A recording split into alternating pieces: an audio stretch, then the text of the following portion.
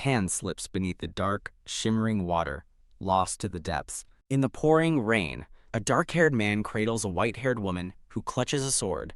He closes his eyes, a tear or raindrop tracing a path down his weary face. The white-haired woman's eyes blaze with an unyielding, fierce light. Her hands tighten on the sword's hilt, a final, determined act. She drives the blade into him, and with a gut-wrenching cough, he spews blood.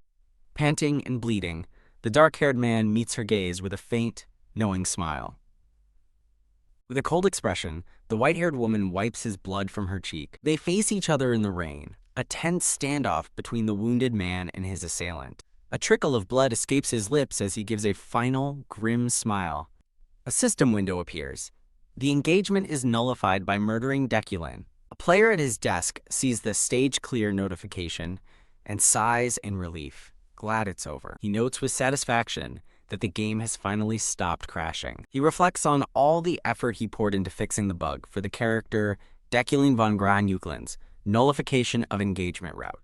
With a great big yawn, he stretches, declaring his overtime for the day is finally done. The story introduces REW, a game studio that rose from obscurity to become a global sensation. He's currently testing a high-stakes AAA game, into which REW has poured all its investments and profits. He internally panics, realizing the company's fate rests on this game, then checks his 11-hour playtime. The game's essence is its dynamic story, where player choices alter the difficulty and narrative. Despite being single-player, its highly advanced AI and unique named characters are generating major buzz. This unique design has captured the attention of the gaming community. Furthermore, the game boasts a surplus of classes, including Knight, Mage, Noble, and more. This refreshing variety of roles offers players immense freedom. Players are given the freedom to become whoever they wish within this expansive world. He realizes that if this game succeeds, they'll be raking in an incredible amount of money. But he also knows that if it flops, the studio will go down with it, prompting him to recheck the character settings. He reveals that months of overtime were spent on one man, Deculin von Granuckline, whose death episode he finally fixed. Deculin von Granuckline is depicted as a man surrounded by death, a grim figure on a skeletal throne. He recalls the countless errors he had to fix for this character's roots, finally managing a bug-free death scene. The reason for his death in this particular route is a stab wound delivered by his own fiancée. Stretching, he muses that such an end makes sense, considering all the character's villainous schemes. A woman's voice calls his name, Wujin. A woman with brown hair rests a hand on his shoulder, asking how his testing is going. He introduces her as Yuara, the leader of his development team. He reveals she is also his ex-girlfriend. They were happily together for 7 years. A montage of memories shows their past happiness and intimacy. He reminisces about their dynamic. He was lazy, while she was a natural workaholic. He credits her ambition for inspiring him to become a better person, but he sadly admits that, despite her efforts, he ultimately couldn't change his nature. She sympathetically notes his struggle with bugs, while he recalls hearing she'd found someone new 6 months after they broke up. Phew! He asks if things are going well with her new man, leaving her confused by the sudden question. Yuara says things are going well, but Wujin finds the confirmation stings. He sarcastically wishes them well, and she tells him to stop being petty and get back to work. She then informs him that the story's end has changed, meaning more work for him. Again, he sighs. He complains that Deculin seems suspiciously easy to kill for an intermediate boss. She reminds him that the game's difficulty simply depends on the player's choices. Then, she drops a bombshell. Did you know? The model for this character was you. He reacts in shock. She points out the resemblance, but he dismisses it, saying he barely met the artist.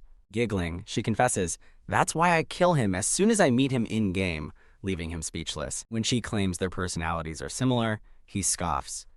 His last words are, "You damned bitch." How are we similar? Yuara asks about the game experience, and Wujin admits it's fun, but worries about the studio's fate resting on it. She reassures him that the game will do well, citing the successful gameplay trailer, but he seems doubtful. Changing the subject, Wujin points out that her boyfriend is waiting for her. He points out the window to a man waiting by a car in the late-night parking lot. Wujin watches the well-dressed silver-haired man and prods Yuara to stop keeping him waiting.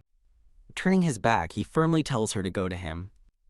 Alone again, he sighs and decides to get back to work, testing the character Deculin. He grimaces at Deculin's character profile, complaining that the artist made their resemblance too harsh. He reviews Deculin's 6 attributes, noting the odd combination of WizKid and average mage. The game's lore explains Deculin was a child genius who, despite his potential, only became an average mage. This stunted growth resulted in the worst personality, filled with negative traits like elitism and competitiveness. Wu Jin looks at the imposing character and wonders if a person like that could even be considered human. He reflects that the character is already surrounded by countless enemies who hate him. Deciding to take pity on the character, he resolves to add a new, less obvious attribute. Since Deculin is modeled after him, he feels justified in making a small change. Click. He considers adding comprehension, wondering if it functions like empathy. He adds the attribute, hoping to make the character more empathetic than he himself is. Getting carried away, he adds other overpowered traits, like wealthy and Midas touch. Ahem. He suddenly feels ashamed for giving the character so many cheat-like abilities. Realizing this could cause problems, he decides to revert the changes before it's too late. Ding! Just as he's about to rest, a sudden email notification startles him. Confused by the late-night email, he moves to open it. He glances toward the window, wondering what's happening outside. Turning his chair, he gazes out at the city lights under the night sky. His eyes widen in utter shock at what he sees. He stares in disbelief at a terrifying, lightning-filled vortex that has torn a hole in the sky. A massive bolt of light erupts from the vortex, striking down towards the city. He's enveloped by a torrent of ghastly, screaming purple specters. What the heck is this, he thinks, lost in the chaos. Dark, shadowy hands overwhelm him as he questions where he is. He finds himself kneeling in a dark, unknown space. He collapses forward, feeling a wave of nausea. A vision of a battlefield littered with bodies flashes before him, with the thought that he may be hesitant now. But the vision asserts he can do something at any moment, displaying his powerful and dangerous talents. The voice concludes that he is merely downplaying his true abilities. A final, intense vision of Deculin's determined face appears. A loud voice yells, "Get up right now, Deculin," as he finds himself lying in a lavish bed. A furious, dark-haired girl screams at him, questioning his humanity, while a maid begs her to calm down. Ha! He lets out a weary sigh, still lying down. He suddenly sits up and grabs the girl's arm, muttering that it still feels like a dream. She rips her arm away, yelling at him for moping over a woman and shaming their entire household. She angrily throws papers on the floor, threatening that he'll be fired if he doesn't get up and move. He reflects on the day the strange sky appeared. He sits up on the bed, realizing a week has passed since he woke up in this strange body. The ornate decor of the room confirms his dreadful suspicion. He's in the game he created. Looking out the window, the familiar scenery from the game solidifies his new reality. He examines his new, well-built body, so different from his own. As he puts on a robe, he accepts he has become the game's worst character, fated to die. He has become the villain, Deculin. He lies in Deculin's bedroom, in the Euclane Manor, trapped in the body of the man he just tried to save. He reflects that at first he thought this new reality was just a dream. But as days passed, the vivid feeling of life made him accept the truth. He briefly wonders if this is an afterlife caused by the lightning strike. He grimly accepts that he has become the villain he created, Deculin von Grehan Eucline. He recalls that Deculin is the root of all problems, causing immense pain to countless characters. A bigger issue looms. He has no idea what part of the story he's in. He knows his total mana but not its consumption rate, leaving him unable to prepare for anything. He visualizes the countless death flags and routes that await the character Deculin. He remembers that in all the routes he tested, this character only survived once. He concludes Deculin is nothing more than a villain created to serve as a middle boss and die. He finds a document, identifying it as Professor Deculin's university notes on magic and mana. He remembers the woman who threw the papers at him while he was sleeping. She is Uriel von Grahan Eucline, Deculin's half-sister and head of their household. A quick mental note reminds him that Uriel and Deculin have a terrible relationship. He recalls Uriel's angry outburst, specifically her mention of a woman. He deduces she must have been talking about his fiancée from the game, Julie. This leads him to believe he's in a part of the story where something has happened with Julie. Uriel leaves him with the documents, warning him to get up and go to his professor job or risk being fired. Her use of the word professor clicks in his mind. The lecture is today. With a reluctant sigh, he decides he must go. Although he's never lectured, he knows he needs to go to gather more information. He recalls the strange words that floated before his eyes when he first awoke here. Motivated by Uriel's threat of yet another death route, he finally gets out of bed. Walking through the opulent room, he wonders what to lecture about, but reminds himself it's fine. A system window displays the comprehension attribute, a unique skill to understand anything by consuming mana. He remembers adding this very attribute before his transmigration to give the character a bit of empathy. He enters an incredibly luxurious bathroom. Though the surroundings are unfamiliar, he feels as if he has lived as Deculane his entire life. As he dresses in elegant clothes, he feels a natural comfort instead of his usual awkwardness. He realizes this is another of Deculane's attributes, intimidation and dignity and aesthetic sense. A deep certainty settles in. This body is now his. He sees a reflection of his former self, Kim Woojin, as he straightens his tie. The formality that once felt rigid to Kim Woojin now feels entirely natural to him. Walking toward his first lecture feels surprisingly normal, his main purpose to gather information. He embraces his new status as a superior noble. He walks forward with the confident stride of nobility. His internal monologue immediately scoffs at the noble persona, my ass. His thoughts drift to his old life as Kim Woojin, a regular man from South Korea. A vision of his ex-girlfriend, Yuara, flashes in his mind. He looks at his reflection as Woojin, confirming, that's me. Resolved not to let his guard down, he approaches a bowing chauffeur and a waiting car. Sliding into the luxury car, he muses that he's never been in such a nice vehicle before. The expensive car reminds him of Yuara's new boyfriend, and the memory still pisses him off. He glances over, surprised to find he's not alone in the back seat. He wonders who the nervous-looking, brown-haired boy sitting across from him is. The boy starts, then eagerly greets him as Professor and presents a file. Wondering if the boy is an assistant, he casually asks, "Hey, are you a wizard?" The boy is flustered, reminding him he's been in his service for 3 years, but Deculane just says he's joking. Looking over the document, he realizes it's not lecture material, but a complete script. The script contains everything needed for the lecture, from beginning to end. Reading the script, Woojin realizes the prideful and untalented Deculane couldn't have prepared this himself. He correctly deduces his assistant must have done all the work. He startles the brown-haired boy with a simple, "Good work."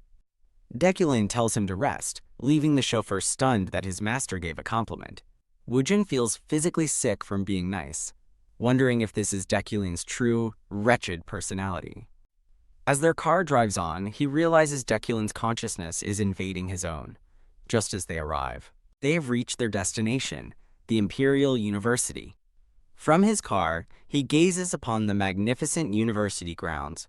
He recalls the letter noting his destination, a prominent clock tower in the distance. Inside the rodeo lecture hall, students eagerly await Head Professor Deculane's lecture. As he enters, students whisper about his reputation as a child prodigy and a master of spell interpretation. A student excitedly gets his friend's attention as the professor walks to the front. He formally introduces himself as Deculane von Grahan Ukleine, the new head professor of the university's magic tower. Placing his notes on the lectern, he announces the start of his lecture. 2 female students swoon over him, remarking on how handsome, smart, and cool he is. Hearing their praise, he clenches his fist in disgust. Across the hall, a white-haired girl glares with cold fury, identifying him as her father's enemy. She internally seethes, calling Deculane a trash bastard. She recalls her father's funeral 3 years ago, a day shrouded in rain and sorrow. Her father, a researcher of spell interpretation, took his own life after someone extorted his thesis. The man who stole the thesis was celebrated by the people as a genius spell interpreter. That detestable person, she confirms with hatred, was Deculane. Powerless after her father's death, she lost everything. Once a noble, she was stripped of her family's house and territory. She became a homeless orphan, left with nothing. Huddled and alone, she made a solemn pledge. Having made that vow, she now sits in his lecture hall, her resolve hardened. Through tremendous effort, she gained admission to the university where Deculane teaches. She clenches her fist, knowing his famed spell interpretation skill is a lie built on her father's stolen achievements.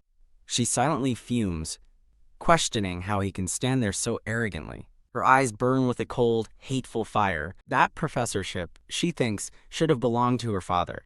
Her eyes glow with power as she imagines exposing his lie and killing him. But she forces herself to wait, knowing she must prepare more to ensure his downfall. Dekulin demands silence from the murmuring students, preparing to begin. He reintroduces himself as the head professor and a monarch mage, the fourth of 11 ranks, who controls elements. He begins by explaining the fundamentals of magic, 3 attributes and 9 types. He illustrates the 3 core attributes of magic: elements, materials, and a third, complex symbol. He continues by listing the 9 types, including summoning, destruction, and manipulation. To his surprise, Woojin finds delivering the lecture far easier than expected. He reflects that even though he's just reading a script for his first ever lecture, his comprehension ability allows him to perfectly understand every concept as he reads. Furthermore, Dekulin's natural elitism trait makes his authoritative gaze and demeanor feel completely effortless. Wondering if he might actually be a good teacher now, he explains how mana storage differs. He clarifies that mages typically store mana in their head to help visualize spells. Knights, in contrast, store it in their heart, emitting it throughout their body via blood vessels. Finally, the inner core is the most universal storage location, mixing both internal and external mana. He advises that while hard work is important, the untalented must learn to choose and focus their efforts. Woojin soberly admits to himself that the real Dekulin, in fact, possesses no amazing talent. With a mana level of only 3,375, compared to a named mage's 30,000, his mediocrity is undeniable. Concluding his lecture, Dekulin internally mocks the script's advice and hesitates over reading the final, strange line. He feels a bead of sweat, wondering if he must really read this peculiar part of the script. He reflects that the original, prideful Dekulin would have never uttered this next sentence. Reluctantly, he scans the room and asks if there are any questions. He looks over the lecture hall, filled with students. The students whisper amongst themselves, but none seem to have a question for him. Just as he is about to dismiss the class in relief, a voice shouts, "Professor Dekulin." The white-haired girl stands, challenging him to interpret what is assumed to be an act of the devil. Unfazed, Dekulin coolly questions if she's even part of the university's magic tower. As she stammers in confusion, he calmly reminds her of the proper etiquette. State your name and affiliation first. He dismisses her, refusing to answer a child with no manners, leaving her utterly shocked. Another student calls out to him, but he turns to leave, thinking he has no other choice right now. He realizes his comprehension skill is a huge mana drain, noting his power is already significantly depleted. Laughter erupts in the lecture hall as the students mock the white-haired girl's public failure. Seething in silent humiliation, the white-haired girl feels her plan has completely backfired. Pushing forward, she explains, the magic tower refuses to analyze a certain spell and implores him, the genius, to do it.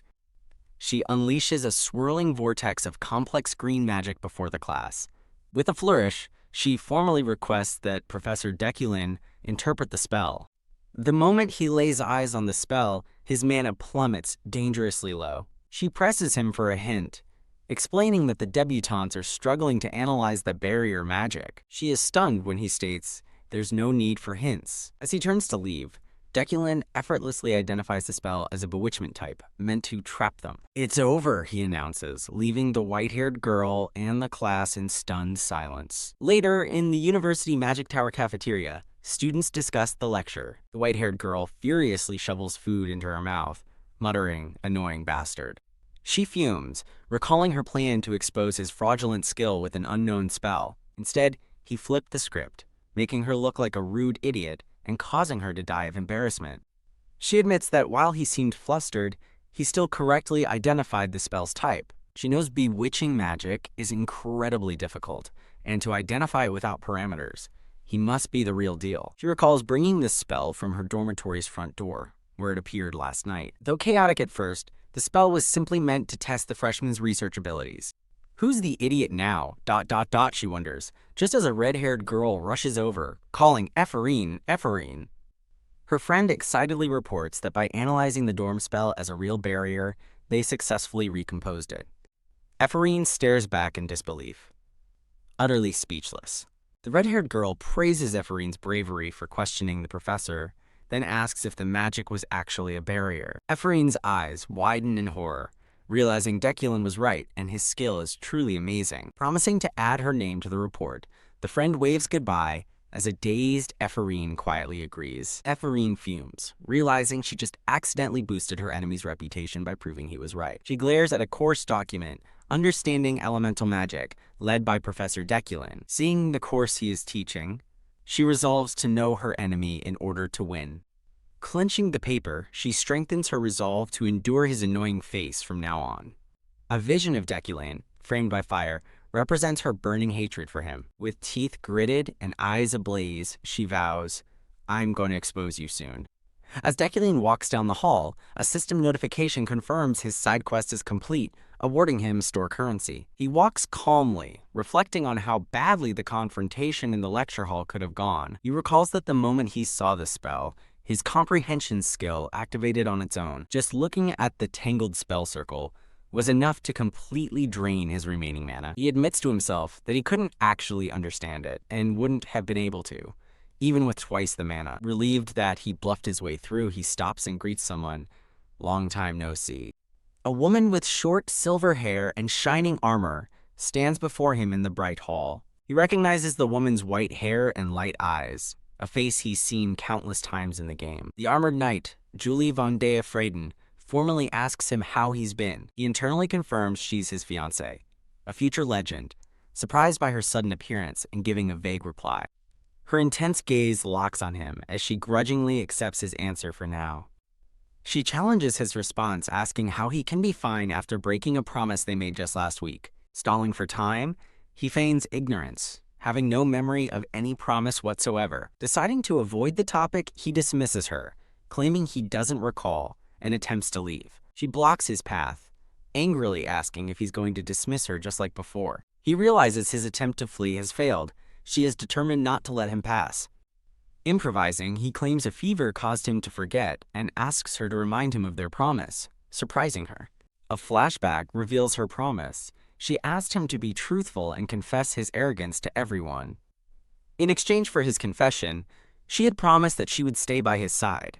Her expression hardens as she concludes her trust in him was a mistake. With her back turned, she coldly dismisses him, telling him he may go. He stands in silence, processing the heavy weight of the promise he just learned about. He formally excuses himself and walks away, leaving her to silently clench her fist in bitter frustration.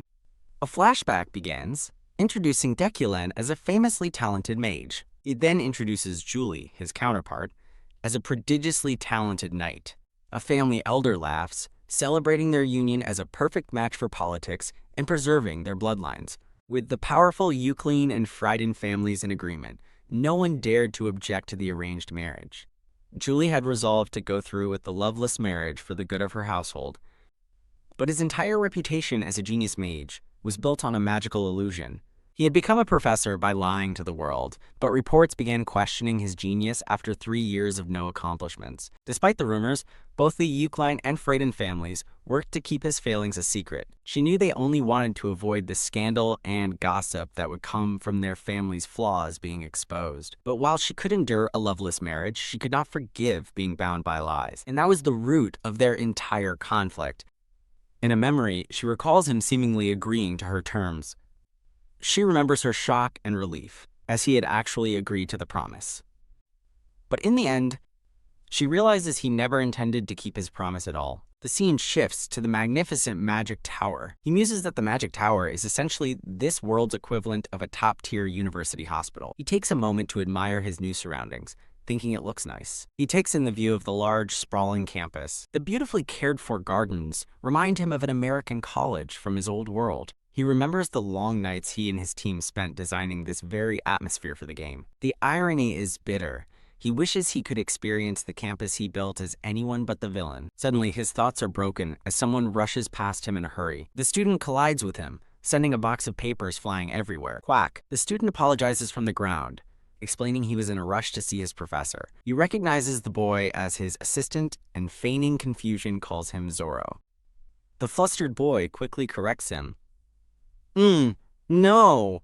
It's Alan. Deculin claims it was a mistake, leaving the confused Alan to wonder who Zorro is. Now in his office, Alan presents the document he was rushing to deliver.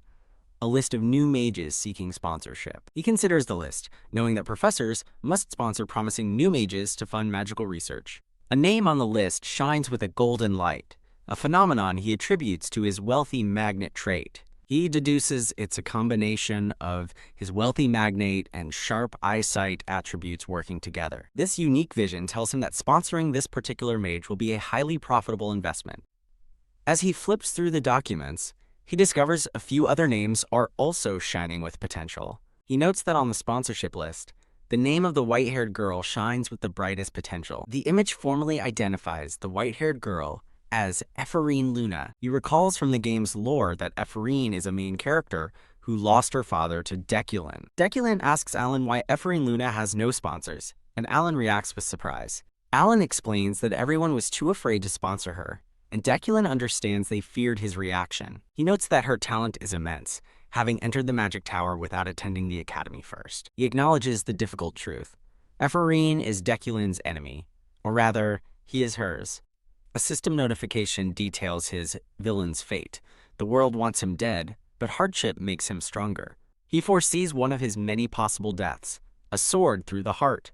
Another vision appears, showing death by a wand to the head, or poison in a wineglass. A third potential end is revealed, death by bomb terrorism. He accepts that no matter the method, the original Deculin was fated to die. To avoid this fate, he realizes he must make a different choice. He must choose a path that the prideful original Deculin never would have taken. Deculin instructs Alan to submit the sponsorship forms and borrow some books for him, which Alan confirms. As Alan leaves the grand office, he bids the professor goodbye. Alone now, Deculin stands at a desk in the vast, sunlit library. He reflects that he needs a lot of money to survive, as wealth can circumvent many death routes. Investing in promising mages, like those on the sponsorship lists, is one way to acquire that money. He knows, however, that these very same people will eventually try to kill him. Sitting at his desk, he concludes that to truly survive, he needs something more. He gathers powerful, swirling red energy in his hand. With fierce determination, he declares that he needs to become strong. He believes that becoming stronger is the absolute best way for him to survive in this world. He sits alone in his massive, ornate office, contemplating his next move. He acknowledges that Deculin's talents are merely average and won't be enough to handle future threats. Without sufficient power, he knows he cannot survive the countless deaths that await him. He realizes, however, that he possesses one advantage, his unique attributes. He recalls that the original Deculin had potential in manipulating the earth and fire elements. The combination of earth, fire, and metal forms another unique attribute, the Midas Touch. A system window explains the unique skill Midas Touch, which uses mana to unlock a target's potential. He focuses on his talent for manipulating metal, surrounding himself with levitating blades. This ability allows him to wield chi-controlled levitating blades. He reflects that while it's just telekinesis, it's an uncommon power that can compensate for his weaknesses. To use this power, he must first master basic manipulation, so he resolves to learn how to move objects. With his hand glowing over a magic book, he decides to test his abilities. He channels his mana into the book, causing it to glow with blue light. A massive magic circle erupts from the book, surrounding him with a torrent of power. He feels the concepts and spells of basic telekinesis flooding directly into his mind. Panting from the effort, he thinks he might be ready to try it. A nearby fountain pen begins to sparkle and float off the desk.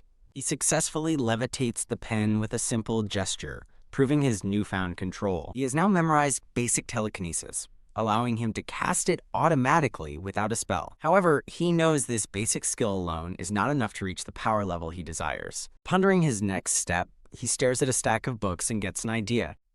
He wonders what would happen if he applied the magic circles to his entire body. He theorizes that by using Comprehend on himself, he can understand his body's systems.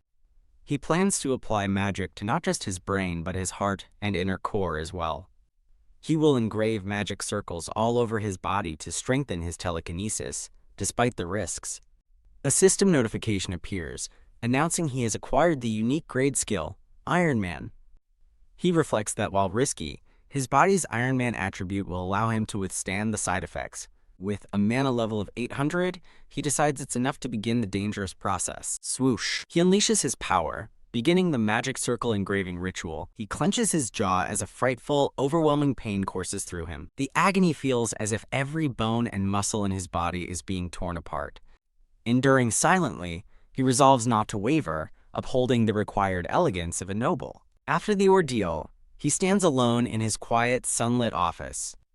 Trembling with exhaustion and his mana depleted, he realizes he failed due to insufficient power. However, the attempt was not a total loss. He now bears a magic circle on his shoulder. He calculates that, at this rate, it will take 2 weeks to cover his entire body. A month later, on the first day of his lecture, the scene shifts to the University Magic Tower. Students are confused by a sign from Deculine, instructing them to study the elements on their own. Gathered in a forest, the students question the professor's methods and wonder where he is. Ephraim fumes, calling him an irresponsible man for his absence. As she mutters about what an asshole he is, someone approaches from behind. Bump, a blonde-haired girl, collides with Ephraim, who turns in surprise. Hey, who Ephraim begins to shout, but stops short. Her eyes widen in stunned recognition as she stares at the girl. A memory flashes as she tries to place the familiar face. The girl is identified as Sylvia von Josephine Elaide. Ephraim stands speechless before Sylvia.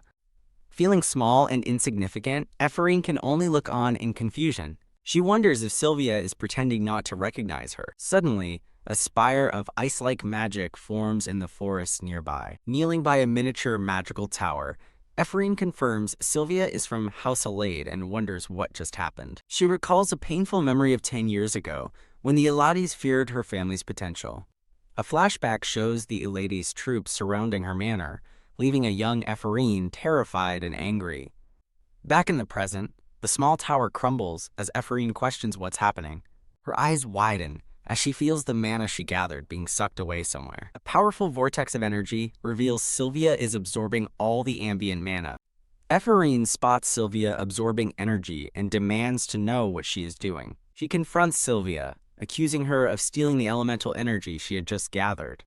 Furious that Sylvia is ignoring her, Ephraim wonders what is wrong with her. Sylvia's trance-like focus breaks as she mutters, "Wait." Ephraim watches with crossed arms as Sylvia continues to channel magic. Smirking, Ephraim accuses Sylvia of feigning ignorance after threatening her family and ruining her life. Sylvia coolly denies knowing her, enraging Ephraim, who can't believe her condescending tone. Sylvia clarifies that while she doesn't know Ephraim, she knows her father, shocking Ephraim again.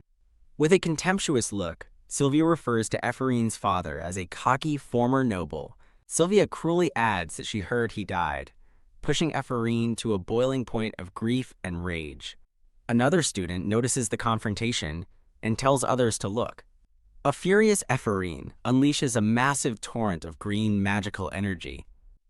Enraged by the insult to her father, Ephraim screams at Sylvia. Say that again, she roars.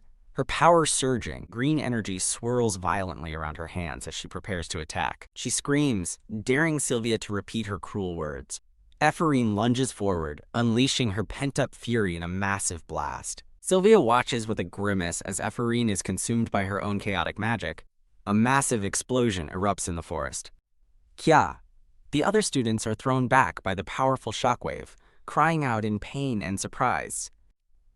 In the smoky aftermath of the explosion, a student asks what happened and if anyone is hurt. Sylvia holds back a kneeling Ephraim, telling her to let go, but Ephraim still seethes over the insult to her father. Vowing to end her, Ephraim's rage builds while Sylvia looks on in alarm, asking, "WH, what is that?" A terrifying, swirling vortex of dark magic manifests in the sky above them. As other students scream in terror, a horrified Ephraim realizes what it is. A void. Kaya. She understands the void formed where their mana collided and is now sucking in everything around it. A student screams that it's going to explode and yells for everyone to run as the panicked crowd flees. Ephraim thinks in horror that if the void explodes, it will unleash a deadly barrage of metal fragments. She concludes with terror that everyone present is about to die as the void pulses ominously. The chaotic mass of energy begins to violently implode. Ephraim braces for the impact, silently caught within a whirlwind of her own green magic. The violent chaos abruptly ceases, leaving Ephraim to wonder in confused silence if it's over. Deculine stands calmly amidst countless crystalline fragments, which are now frozen in mid-air. The students are stunned, wondering when he arrived and how he managed to freeze the explosion in place. He effortlessly controls the beautiful but deadly shards, having completely contained the disastrous magical reaction. The students look on in absolute awe, recognizing the incredible display as Deculine's telekinesis. Narration explains that as students of magic, they couldn't help but feel the profound and mesmerizing beauty of the magic being wielded before them. Both Ephraim and Sylvia stare in disbelief, realizing he's using high-level enchantment magic. With a final, delicate clatter, the suspended shards fall harmlessly into a neat pile. Deculine coldly commands everyone uninvolved in the incident to leave the area immediately. Ephraim's eyes widen in sheer panic as the gravity of her situation sinks in. The scene shifts to the entrance of the Academy's official interrogation room. A man enters and addresses the seated Deculine, noting his and the chairwoman's early arrival. The man, Professor Rellin, along with Professor Retlin, praises their exemplary earnestness as mages. The chairwoman, Adeline Sigillian, welcomes the professors and thanks them for their promptness, looking to Deculine for accord. A stern-faced woman demands to know who attacked a noble from House Ilad, while another professor scoffs that it was a nameless commoner. One professor laughs, praising Deculine for deftly handling a potentially huge mess, and another fervently agrees. Deculine observes the flattery, knowing the professors are simply navigating politics and the meeting's outcome is already decided. He considers the two students, Sylvia, the daughter of the powerful Iladid family, and Ephraim, a fallen noble and commoner. He knows whose side the committee will favor. He resolves to change the meeting's outcome, his special sight allowing him to see something others can't. He focuses on the scarlet energy he sees pouring out of a forlorn Ephraim. He knows this vision is a result of his sharp eyesight and villain's fate attributes. The disciplinary meeting between Ephraim and Sylvia officially begins, the two seated alone in a vast hall. Professor Rellin angrily rebukes them for fighting, declaring they're lucky. Head Professor Deculine prevented serious injury. He demands to know why they fought, but Ephraim simply hangs her head in silence. Ephraim quietly replies that she cannot say. Her head snaps up, a look of sudden realization on her face. She believes Deculine is watching from the viewing gallery, which is why she can't reveal the real reason for the fight. She flashes back to Sylvia's cutting remark about her deceased father. She thinks about how Sylvia cleverly provoked her by looking down on her father. Gritting her teeth, she resolves that she cannot give her enemy the satisfaction of explaining herself. Enraged by her silence, Professor Rellin accuses her of acting out due to an inferiority complex. He berates her for forgetting her station compared to Sylvia's, and she can only bow her head. The committee then turns to Sylvia, who calmly states she accidentally destroyed Ephraim's work, which started their argument. The professors immediately condemn Ephraim for her overreaction, questioning her anger management and calling her a lowly nobody. They demand her expulsion, insisting such violent behavior cannot be tolerated at the academy. As she listens to their judgment, Ephraim trembles, overcome by a sudden, chilling cold. She is stunned by the harsh condemnation she faces at what should be a simple school disciplinary meeting. Ephraim feels the weight of countless accusations, trapped and unable to offer any excuse. She flashes back to her father, realizing with crushing finality that she has no one left to protect her. Her despair hardens into rage as she silently blames one person, Deculine. The chairwoman observes that the committee seems to have reached a consensus. She turns to Deculine, asking for his final opinion as a witness before they conclude. As Deculine begins to speak, Ephraim hangs her head in defeat, thinking it's all over now. He begins his question asking her if she truly believes she was without fault in the incident. But then he stunningly redirects the question, calling out Sylvia von Josephine Illade by her full name. He repeats the question, asking a shocked Sylvia if she genuinely thinks she holds no blame. The other professors are baffled by this turn of events, with Professor Rellin demanding to know what Deculine is doing. Deculine accuses Sylvia of having the ability to prevent the incident, but choosing not to act. He concludes by suggesting that perhaps her highly touted abilities simply weren't enough. Sylvia bows her head and confesses she intentionally let it escalate, leaving Ephraim dumbfounded. Ephraim is completely bewildered, wondering why Deculine is grilling Sylvia when she knows it was her own fault. Professor Rillen argues that the attacker is to blame, but Deculin coldly offers to take full responsibility for the lecture himself. As the flustered professor backs down, Ephraim wonders why Deculin is going so far to refute Sylvia's defender. The shocking realization hits her. He's doing all of this to defend her. Ephraim stands in stunned silence, a swirl of purple energy reflecting her utter confusion. Clap. The chairwoman claps her hands, decisively putting an end to the argument. She smiles, suggesting they simply let the incident go as a youthful fight between new students. Deculin announces that no disciplinary action will be taken, shocking Ephraim, who was fully prepared for expulsion. As the professors leave, they flatter Deculin for his extraordinary analysis, claiming it's all for the students. Deculin offers only a curt, non-committal grunt in response to their fawning. Ephraim watches his reflection as he departs, clenching her fist with unresolved emotions. Trembling, she realizes that if he remembers her family and her father, and knows of the suffering he caused, which led to her father's suicide, then there is something she absolutely must ask him. She steels her resolve, needing to know if he even remembers the Luna family. She burns with the need to ask if he recalls how his delusions caused her father's death. But she hesitates, worrying he might rescind the verdict to protect himself if he does remember. A worse thought strikes her. What if he doesn't remember her father at all? She clenches her eyes shut, torn by the two equally painful possibilities.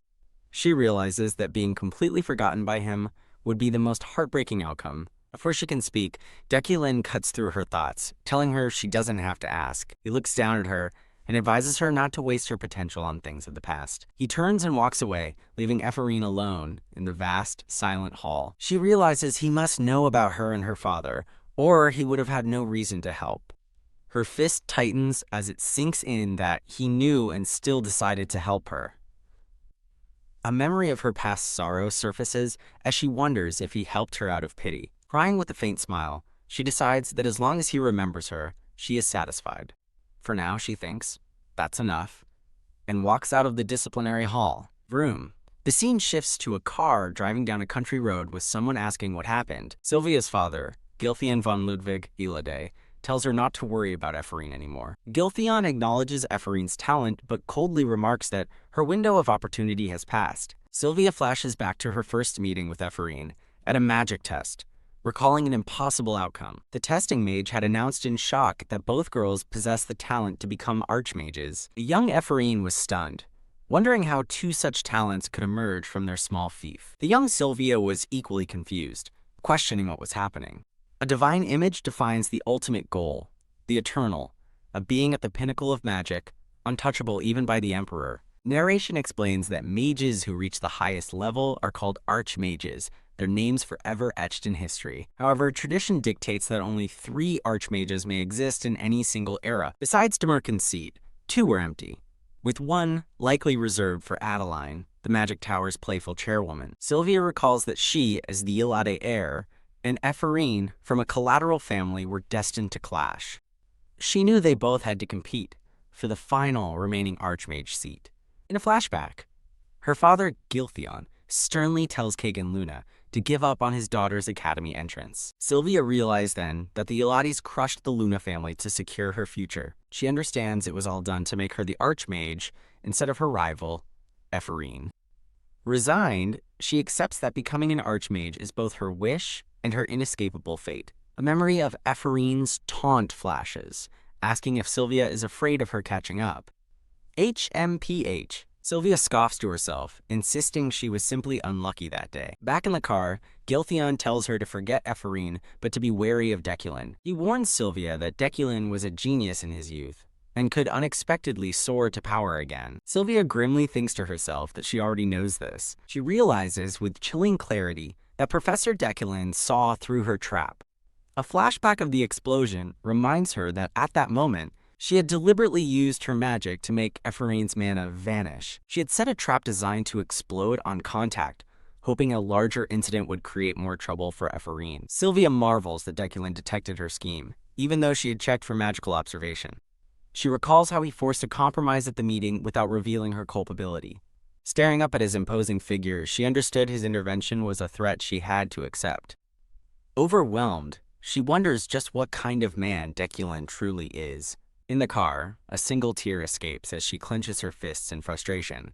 A few days later, the scene shifts to the grand exterior of Deculane's manor. Knock, knock. Roy, his butler, asks if he's ready, and Deculane coolly replies he'll be down soon. Vroom, a black limousine, pulls away from the impressive estate. In the car, Deculane reflects that supporting Ephraim was the correct choice, removing a death variable and earning him store currency. He recalls being surprised that the debutante who questioned him was Ephraim. He muses that she was most likely hostile toward him back then. While Sylvia may resent him, he concludes he had no choice but to deal with the immediate crisis. He thinks about his preference to avoid social events while en route to one.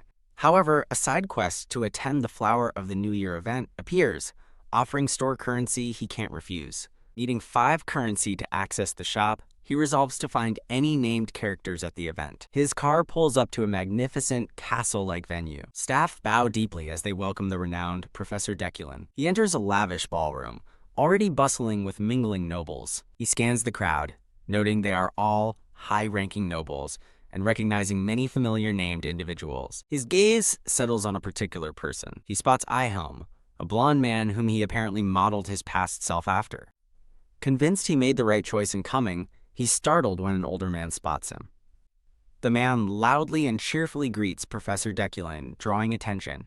The man proudly starts to mention his son is in Deculane's class, but is abruptly pushed aside by the crowd.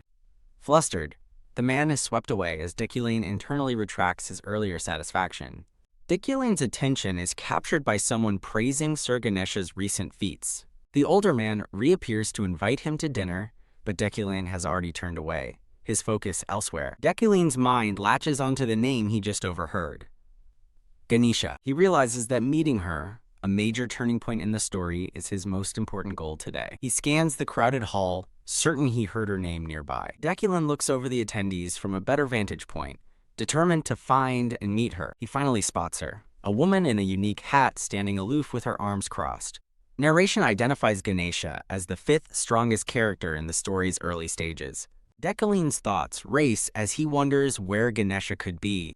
He scans the area, certain that she must be somewhere nearby. Looking up at a balcony, his expression shifts as he triumphantly thinks, found her. He identifies his target as the woman with red pigtails in an adventurer's outfit. Determined, he starts to make his move, but he's spotted by another guest. Ihelm calls out to him, and Deculane groans internally at the terrible timing. A title card identifies the man as Ihelm Vongarian Rewind, an Imperial exclusive mage monarch. Ihelm saunters over, asking Deculane about his research, and mentioning that he's heard some rumors. He taunts Deculane, mentioning that his research hasn't progressed in 3 years, and that people are doubting his ability. Narration explains that after losing the head professor position to Deculane, Ihelm has harbored explicit jealousy and a grudge. Deculane is unbothered by the taunts, knowing that the rumors Ihelm refers to are actually true. His train of thought is suddenly broken, as he has a startling realization. Looking up in a panic, he sees that Ganesha has vanished from the balcony. As Ihelm smugly advises him not to act so high and mighty, Deculane internally fumes that he lost his chance because of this bastard. Deculane coldly calls out Ihelm's name, stopping him mid-stroll. He bluntly tells the man to shut up and get lost. Ihelm is left completely shocked and speechless by the harsh dismissal. Deculane walks away without another word, leaving his stunned rival behind. He internally panics, realizing he needs to find Ganesha before she meets her. His frustration mounts as he realizes his entire plan for the evening has been ruined. As night falls, guests outside murmur amongst themselves, wondering where Professor Deculane went. On a quiet balcony, Deculane sighs, complaining about the pests at social gatherings and why he hates them. He's suddenly taken aback as he finds Ganesha leaning against the very same balcony. Ganesha smirks, noting their meeting and asking if he was searching for her. Deculane is surprised to run into her while trying to escape, while Ganesha wonders if they were already acquainted. She playfully claims she got lost, then teases him, saying she knows he was looking for her and has something to say. He apologizes for a past mission, but she tells him to forget it since he paid the cancellation fee, revealing their client-based relationship. She apologizes for not being able to bring a talented child, but Deculane clarifies that she chose not to. Ganesha admits with a fond smile that she became attached and couldn't bear to give the child to him. Deculane realizes she's talking about the original Deculane's plan to repeat a past mistake, He recalls the old Deculane's desperate attempt to use a talented child to compensate for his own shortcomings. Ganesha looks at him seriously and asks him a single, pointed question. She asks him how long he intends to continue living in such a pathetic way. Her question hangs in the air as Deculane quietly contemplates the words, "Until when?" He recalls how the original Deculane, before the possession, listened to the sweet talk of useless people. The old Deculane's actions ultimately destroyed the trust of those around him. A somber image shows two people back to back, symbolizing his broken relationships. He declares that he's going to live differently now, a response that leaves Ganesha shocked. Surprised, she admits she didn't expect that answer and thought he was going to try and kill her. She reminds him she ran away from a secret mission, but he waves it off as an excessive concern. He realizes she thinks he's suicidal enough to try and kill her, a top-class fighter. He knows that as a named character, Ganesha is powerful enough to kill someone with a single strand of her hair. Her incredible power is derived from her attributes, invincible body and master of all martial arts. As a fighter, at the physical peak, her body is like diamond, and her martial arts are unpredictable. He muses that because he possessed Deculane's body, the original plan to assassinate Ganesha never came to pass. Ganesha thinks that if he had sent an assassin after her, the assassin would have already died. Ganesha, though confused by his strange behavior, feels she's accomplished her goal of making connections for the night. Deculane states he's leaving and tells her not to worry, and she asks if he's really going. Watching him leave from above, she asks if it's really okay, wondering if there will be no assassinations or deaths. Deculane turns to leave, coldly dismissing Ganesha's past actions as classless. Ganesha watches him go, her expression unreadable and silent. As Deculane walks away, he considers using his power and the Adventurers Guild to pressure Ganesha. He dismisses the idea, fearing it could create new death variables, and is rewarded with store currency for avoiding one. He reacts in shock, completely caught off guard by the system's notification. He realizes his tense conversation with Ganesha was a death variable he unknowingly avoided. Looking over the bustling party, he thinks that he can't let his guard down anywhere. The scene changes as Rayleigh, an adventurer, confronts a woman in armor, asking how long she plans to stay. Rayleigh tries to coax the armored woman, Nad, to join her, but Nad curtly refuses, saying she never wanted to come. Rayleigh looks on, concerned and slightly exasperated by her companion's mood. Nad's expression darkens as she asks Rayleigh about that person. When Rayleigh asks who, Nad clarifies she means Professor Deculane, citing her worries over recent rumors. Nad clenches her jaw, watching Deculane's distant figure with a pained expression. She finally admits that her situation with him is not good. She abruptly gets up to leave, but Rayleigh tries to quiet her down. Nad freezes, her eyes wide with shock. Looking down from a balcony, she spots Deculane and mentally calls out his name. Deculane pauses, as if sensing her gaze, and turns around. He scans the area, his attention drawn by an unseen presence. Nad concludes that if he doesn't have a good relationship with her, then the previous rumors must be true. The crowd murmurs as Deculane makes his exit from the party. He walks out into the light, with the narrator noting that as Kim Woojin, he is unaware of Nad's inner turmoil. Ping! A notification confirms the completion of his side quest, granting him more store currency. The scene shifts to the exterior of a grand, stately manor at sunset. Deculane pushes through a workout, reflecting that he started training his body to compensate for his lack of stamina. He reveals the reason for his new regimen. He almost died from a reckless experiment. In a flashback from a few days ago, a magical process explodes as he cries out in pain. He collapses to the floor, coughing up blood from the violent magical backlash. He realizes that only his Iron Man attribute saved him from what would have been certain death for a normal mage. He recalls his motivation. After meeting Ganesha, he craved more power and tried to engrave fire control into his telekinesis. The goal was a shortcut, implanting a magic core to drastically reduce learning time. But the experiment was dangerously unstable, and he felt the intense physical strain it caused. It was this near-death experience that convinced him he needed to train his physical body. This led to him establishing a new, rigorous morning workout routine. He catches his breath, wiping sweat from his brow after the intense training. Later, someone named Alan is asked about a notice at Head Professor Deculane's office. Deculane sits at his desk as he's informed a statement has arrived from the Magic Tower. He frowns, seeing the message is from the Professor Qualification Committee. Messenger informs him of a mandatory audit hearing in 6 months, regarding his stalled research, demanding he prepare all documents. Deculin realizes this is a dire situation, as the audit confirms the original Deculin's research has long been at a standstill. He recalls that the character he possessed was defined by his head professor title. He understands that losing this position means losing his only hope of ever returning home. Resolved, he heads to the old laboratory, hoping to find something to salvage the situation. He opens the heavy, ornate doors to the lab. Peering inside, he's greeted by a scene of utter chaos and decay, remarking on the mess. He observes that the lab has been abandoned for a long time, concluding the original Deculin hadn't been there. His eyes narrow as he scans the room, sensing something is out of place. He notices a specific pile of trash that seems deliberately and unnaturally placed. He slowly approaches the suspicious pile of debris on the floor. He grimaces, thinking that while he doesn't know who to blame, this mess is the perfect way to stop Deculin's downfall. Using his newfound telekinesis, Deculin effortlessly clears the debris in the ruined lab. Relieved he learned the skill. He discovers a research journal, realizing his predecessor encrypted all his findings to prevent theft. But the encryption is useless against his comprehension skill, which immediately begins to decipher the text. His eyes widen in shock as the hidden knowledge floods his mind.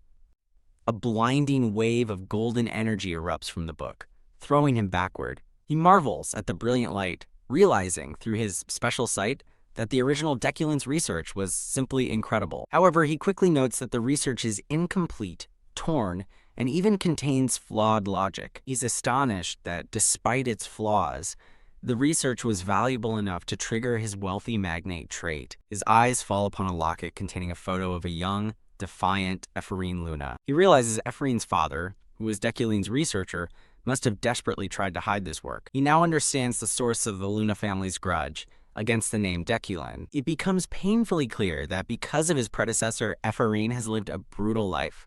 Clenching the locket, he makes a quiet vow to set things right. Resolved, he decides to complete the research paper himself using his powerful comprehension ability. The scene shifts to a university cafe, where a student passionately rallies the commoners to stick together.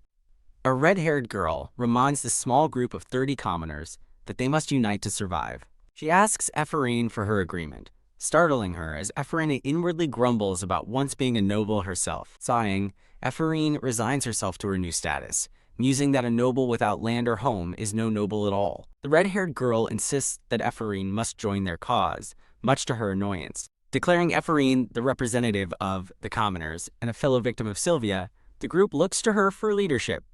A blue-haired boy voices a practical concern.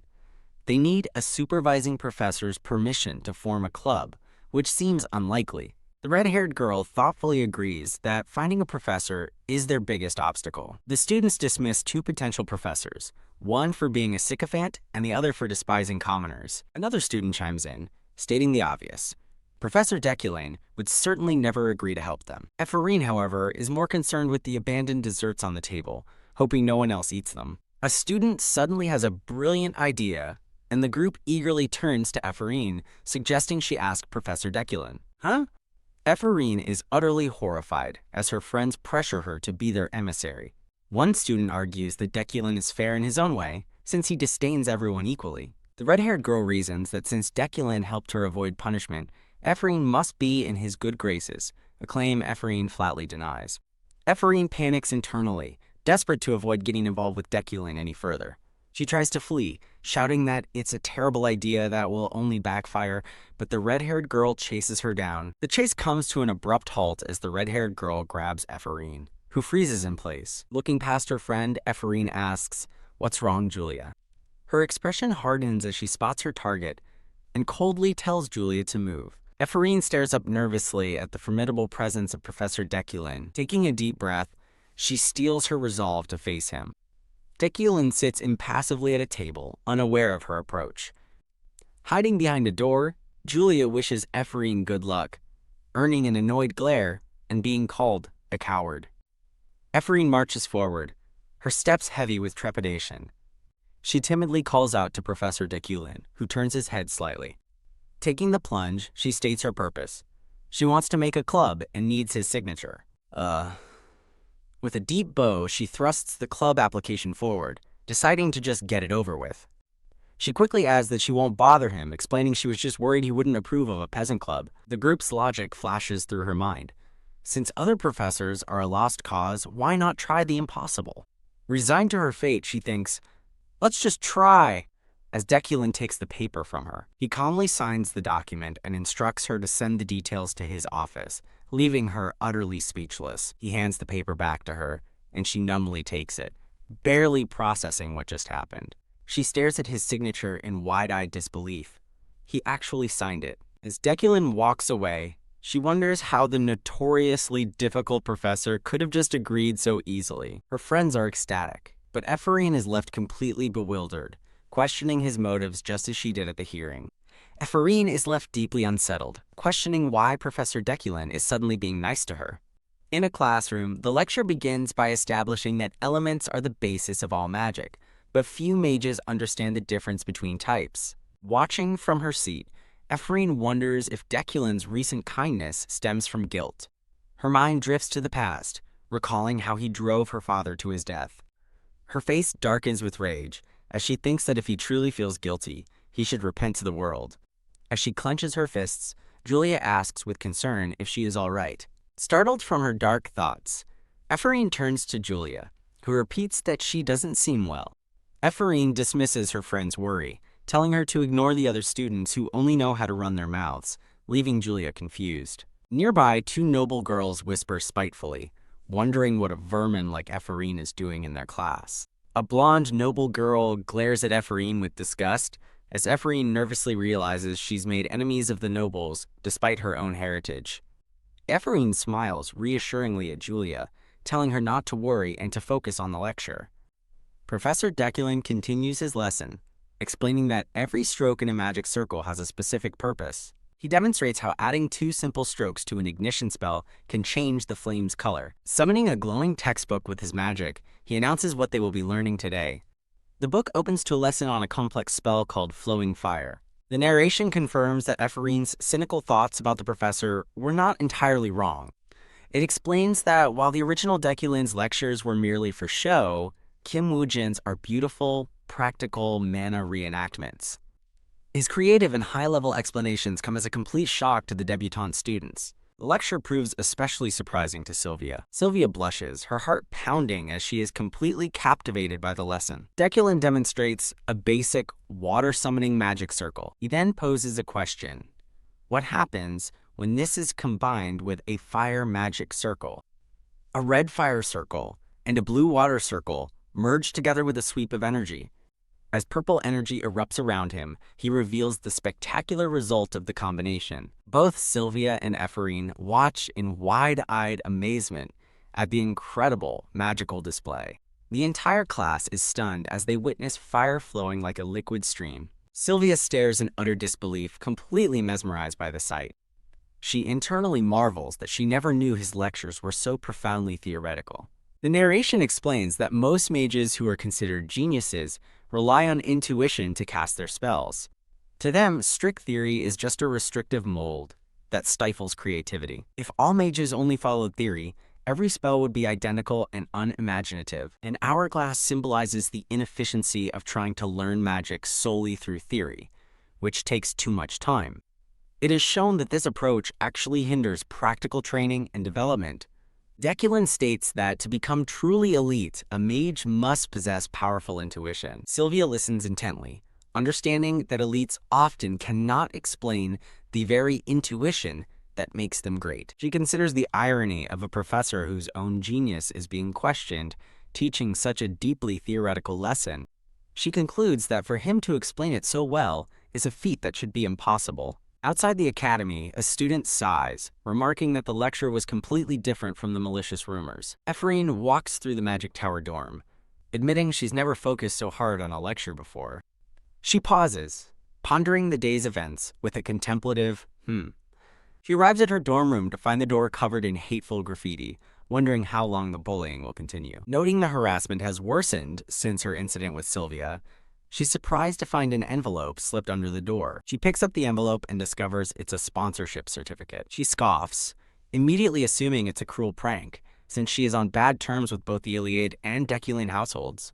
Deciding to turn the situation to her advantage, She plans to report the fake certificate for a reward. Her eyes widen in utter shock as a sudden, stunning realization dawns on her. It's real.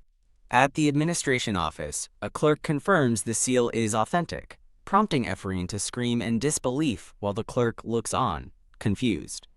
Overcome with joy, Ephraim imagines herself surrounded by beautiful flowers, basking in her good fortune. Trying to snap back to reality, she comically smacks her own face, telling herself to wake up from the dream. Flustered and embarrassed, she quickly glances around, hoping no one witnessed her strange outburst. Still in disbelief, Ephraim nervously packs a suitcase, regretting her trip to the administration office. She recalls the clerk's strange look, now paranoid that the staff member is after her newfound money.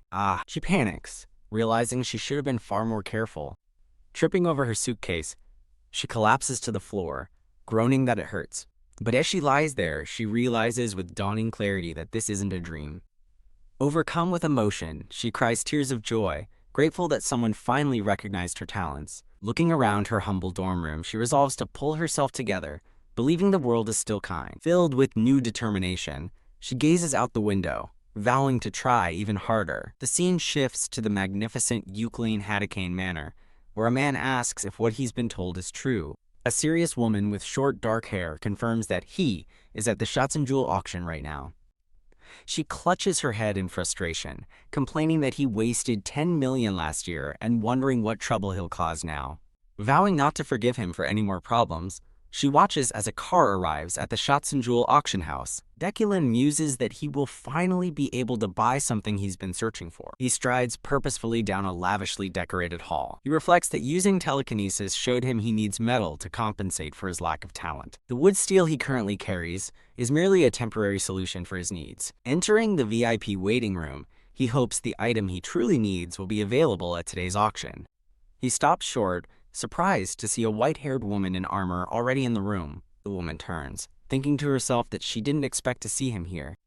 She stands and turns to face him with a serious expression. With quiet determination, she walks toward Dekulin. She formally greets him, hoping he has been well. She immediately confronts him for sending 2 young mages to the disciplinary committee. Dekulin dismisses it as old news, while she silently wonders if he will blame her for this as well. She warns him that his past sins will return to haunt him and pleads with him not to make the same mistakes again.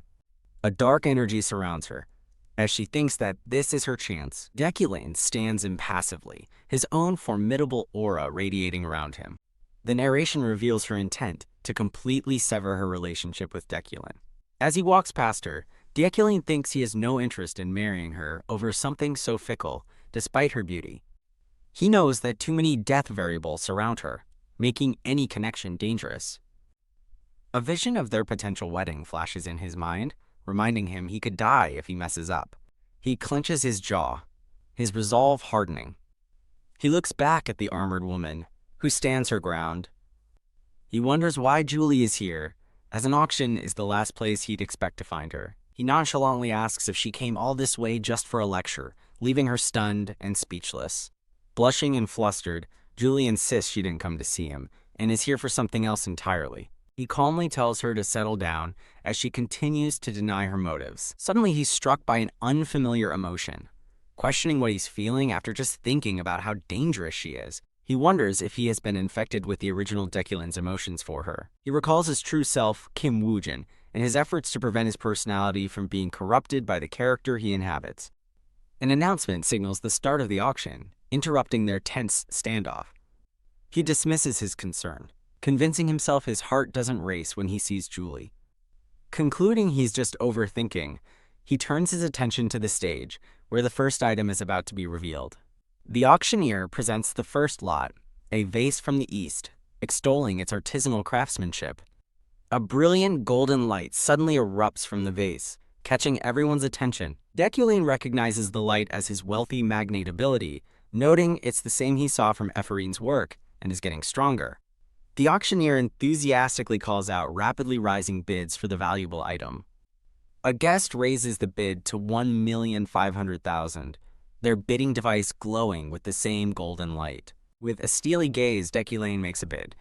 Another item is sold to guest 777 for a staggering 2,500,000. He realizes the vase's true value is even higher than its price and decides to go all in with his remaining funds. The auctioneer announces Rufarin's ring has been sold to guest 777 for 3 million elne. The spending spree continues as guest 777 also acquires Lucho's scissors and an ancient rune necklace for millions more. After guest 777 buys yet another item, the other attendees buzz with excitement, realizing the mystery bidder is Professor Deculin. Watching from her seat, Julie scoffs inwardly, thinking he's a pathetic man desperate for attention. She can't comprehend why he'd waste so much money on sheer vanity, firm in her belief that they are too different. Her focus remains singular. She must obtain the item known as Winter's Fire. The auctioneer steps forward to introduce the final, incredibly rare item of the day. He dramatically unveils Winter's Fire, the magic of nature itself.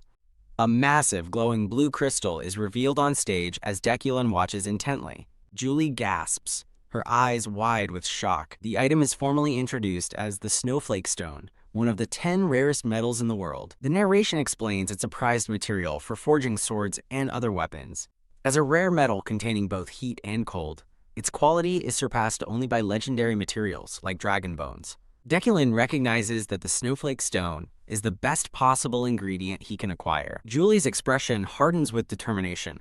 She vows to get her hands on it. A fierce bidding war erupts, with the price soaring to 30 million as the auctioneer calls for more bids.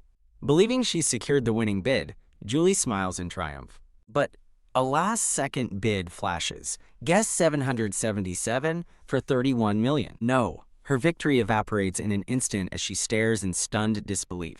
She glares across the room, realizing she's heard that bidder's number, called all day long. "Why are you doing this?" she seethes, her anger rising. Her furious gaze lands on her rival as she recognizes him. Deculin.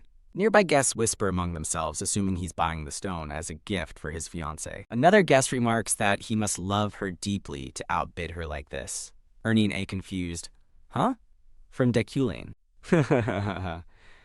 Julie flushes with the mortifying realization that she might have been competing against Deculin for a gift meant for herself. Deculin considers that Julie would certainly want the stone, and taking it might earn him her grudge. But he stands firm in his decision, thinking that he needs it too. Julie reflects that the stone hasn't been available for 3 years, and might not be again for a long time. Both steel themselves, ready to fight for the item they cherish, regardless of the risk. With unwavering resolve, both vow to obtain the Snowflake Stone. The auctioneer gives a last call at 42 million, preparing to declare the owner of the legendary metal. The final winner is announced, guest number 777, as Deculin taps his fingers with satisfaction. The crowd buzzes, agreeing it was the most competitive auction ever, all thanks to Professor Deculin. A man comments on how hard Deculin is working to secure a gift for his fiancée, as Julie sits dejectedly nearby. She hangs her head, thinking he has already gotten what he wanted. Her mind drifts back in time, lamenting that they are repeating the events of last year. She bitterly recalls that she never wanted what he offered. A flashback reveals a younger Deculin flaunting a room full of riches as Julie narrates that their engagement was the worst day of her life. She recalls his smug expression, which seemed to boast of his greatness and demand her acceptance. Faced with his ostentatious display of wealth, the younger Julie felt only humiliation. In the present, her expression hardens as she thinks that he should already know what she truly wants from him. Standing before the gates of his estate in a memory, she remembers what she really desires. In the flashback, she turns and walks away from the room of treasures, narrating that she ruined her own engagement. A furious Deculin watches her leave, as she thinks that it wasn't the end of their story. She recalls the cruel gossip that followed, that the dignified Julie fell for Deculin in exchange for a captain position in his night order. The whispers claimed she begged for it, leaving her to endure the shame. She grits her teeth, wondering if he thinks this grand gesture will make her return to him, and dismisses him as a fool. Julie trembles with conviction, thinking that he is someone she cannot bring herself to love.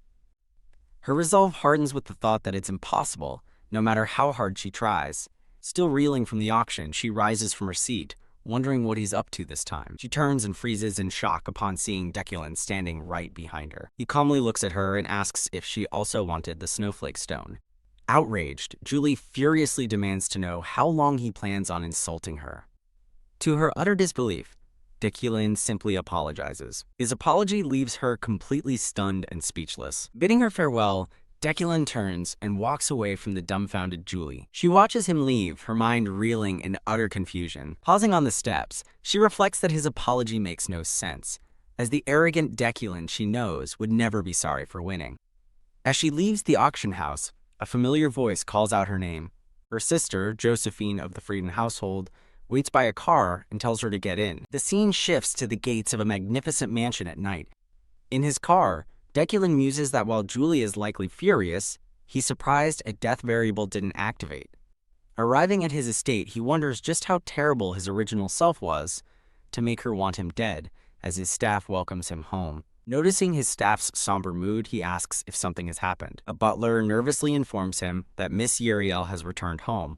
Dekulin looks up to see Uriel standing at the top of the stairs with her suitcase. Uriel immediately confronts him, demanding to know if he used the money meant for the mines. Realizing his mistake, he tells her not to worry, assuring her he bought something that will bring in a profit. She glares down at him, seething with absolute rage. Dekulin sighs, thinking that being treated like a garbage can isn't good. A voice in his head asks if he thinks he's meant to clean up the messes he makes. Uriel breaks down completely, overwhelmed by despair. Crying, she collapses, lamenting that he spent all the money while she and the workers struggled just to keep the estate afloat. As a dark red aura flares, she internally seethes, wondering what kind of monster he is. The malevolent energy intensifies as she furiously wonders how he could gamble away the estate's money. Dekulin grits his teeth, realizing the villain's fate is activating. He also notices a golden light mixing with her red aura, indicating his wealthy magnate trait is active as well. He quickly assesses the situation. Failure means death, but success means a huge financial reward. With newfound resolve, he tells a tearful Uriel not to worry, as he knows how to solve this. Uriel explodes, shouting that she's the one who has to work hard and sacrifice her own life and future to clean up his messes. He calmly tells her she didn't need to do that, further infuriating her. She screams that he's done nothing but waste their inheritance since their parents died, capping it off by spending 150 million elni in one day. He looks her in the eye and makes a stunning offer. He will give her the household head position. Stunned into silence, Uriel asks him to repeat himself, and he confirms his offer to make her the head of the household. What? She reels back, blushing in complete and utter shock. In a comedic fantasy, she accuses him of lying, but he calmly rebukes her for her unnoble language and insists he is telling the truth. Back in reality, he offers to swear a magical oath to prove his sincerity, shocking her once more. She asks if he's serious about making a life-binding oath, questioning the sudden, nonsensical decision, to which he simply replies, yes. Still suspicious, she asks if he hit his head, but he nonchalantly tells her she doesn't have to believe him. Blushing, she reluctantly accepts, warning him she'll kill him if he dares to go back on his word. He asks if she's leaving immediately, and she confirms, stating she must fix the financial disaster he created. The door slams shut, leaving Dekulin standing alone in the silent hall. A notification confirms he has overcome the death variable and gained 2 store currency. He breathes a sigh of relief, glad the storm has passed and confident in his decision to hand over the position. He looks toward the window, hopeful that by changing things little by little, he might finally escape his fate, only to be interrupted by a voice remarking on his change. Looking up, he's surprised to see a pink-haired girl in goggles floating outside his window and wonders if it's Ganesha. As Ganesha floats into his room, she apologizes for being an unwanted guest, admitting she was shocked by what she saw. She tells Dekulin that Uriel would be a better household head, but Dekulin questions why that's so shocking. Ganesha narrows her eyes, repeating the name Uriel von Grahan Uklein. She leans in to drop a bombshell. Uriel doesn't have a single drop of Uklein blood in her. Stunned, Dekulin wonders what she could possibly be talking about. Ganesha states plainly that Uriel doesn't share any blood with the Ukleinis. The narration explains that Uriel is supposed to be his half-sister. Dekulin recalls that he already knew she wasn't Dekulin's full biological sister. He realizes with a shock that he'd never heard she had no relation to the family at all. Ganesha reminds him that he was the one who requested they investigate his and his sister's blood relations, a fact he now remembers. Despite the revelation, Dekulin looks at her and calmly states that Uriel is still Uriel. Surprised by his unexpected acceptance, Ganesha admits she's impressed. while Deculane reflects that he was also unaware of this history. Ganesha assures him she will protect the secret regarding his sister. As she turns to leave, she stops, remembering one last piece of information. Startled, she leans in to warn him that the notorious 6 snakeheads have started to move. A title card reveals the 6 snakeheads are the continent's most infamous criminal leaders. She explains they're after the items he bought and warns him to be on guard when they arrive. She then chides him for having weak magical defenses before bidding him farewell. A single, glowing cloth is left behind on the floor. Deculane exhales, exhausted by the night's events as he slumps against a table. He presses his forehead, thinking that was a secret he didn't need to know. Standing alone, he reaffirms that since he isn't the original Deculane, his treatment of Uriel won't change. A somber image shows a younger, lonely-looking Uriel. Deculane's expression is resolute, his path unchanged. The scene shifts to a campfire, where an adventurer insists Professor Deculane has changed completely, as if he's a different person. A red-haired woman scoffs that he still sounds like scum, but her companion teases that she's just a sucker for handsome men.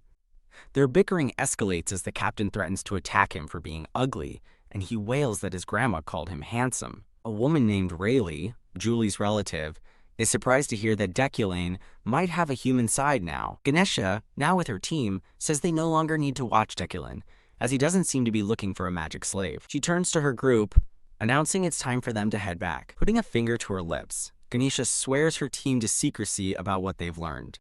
A magical sphere of light envelops the adventurers as they prepare to depart. The next day, the scene shifts to the magnificent University Magic Tower.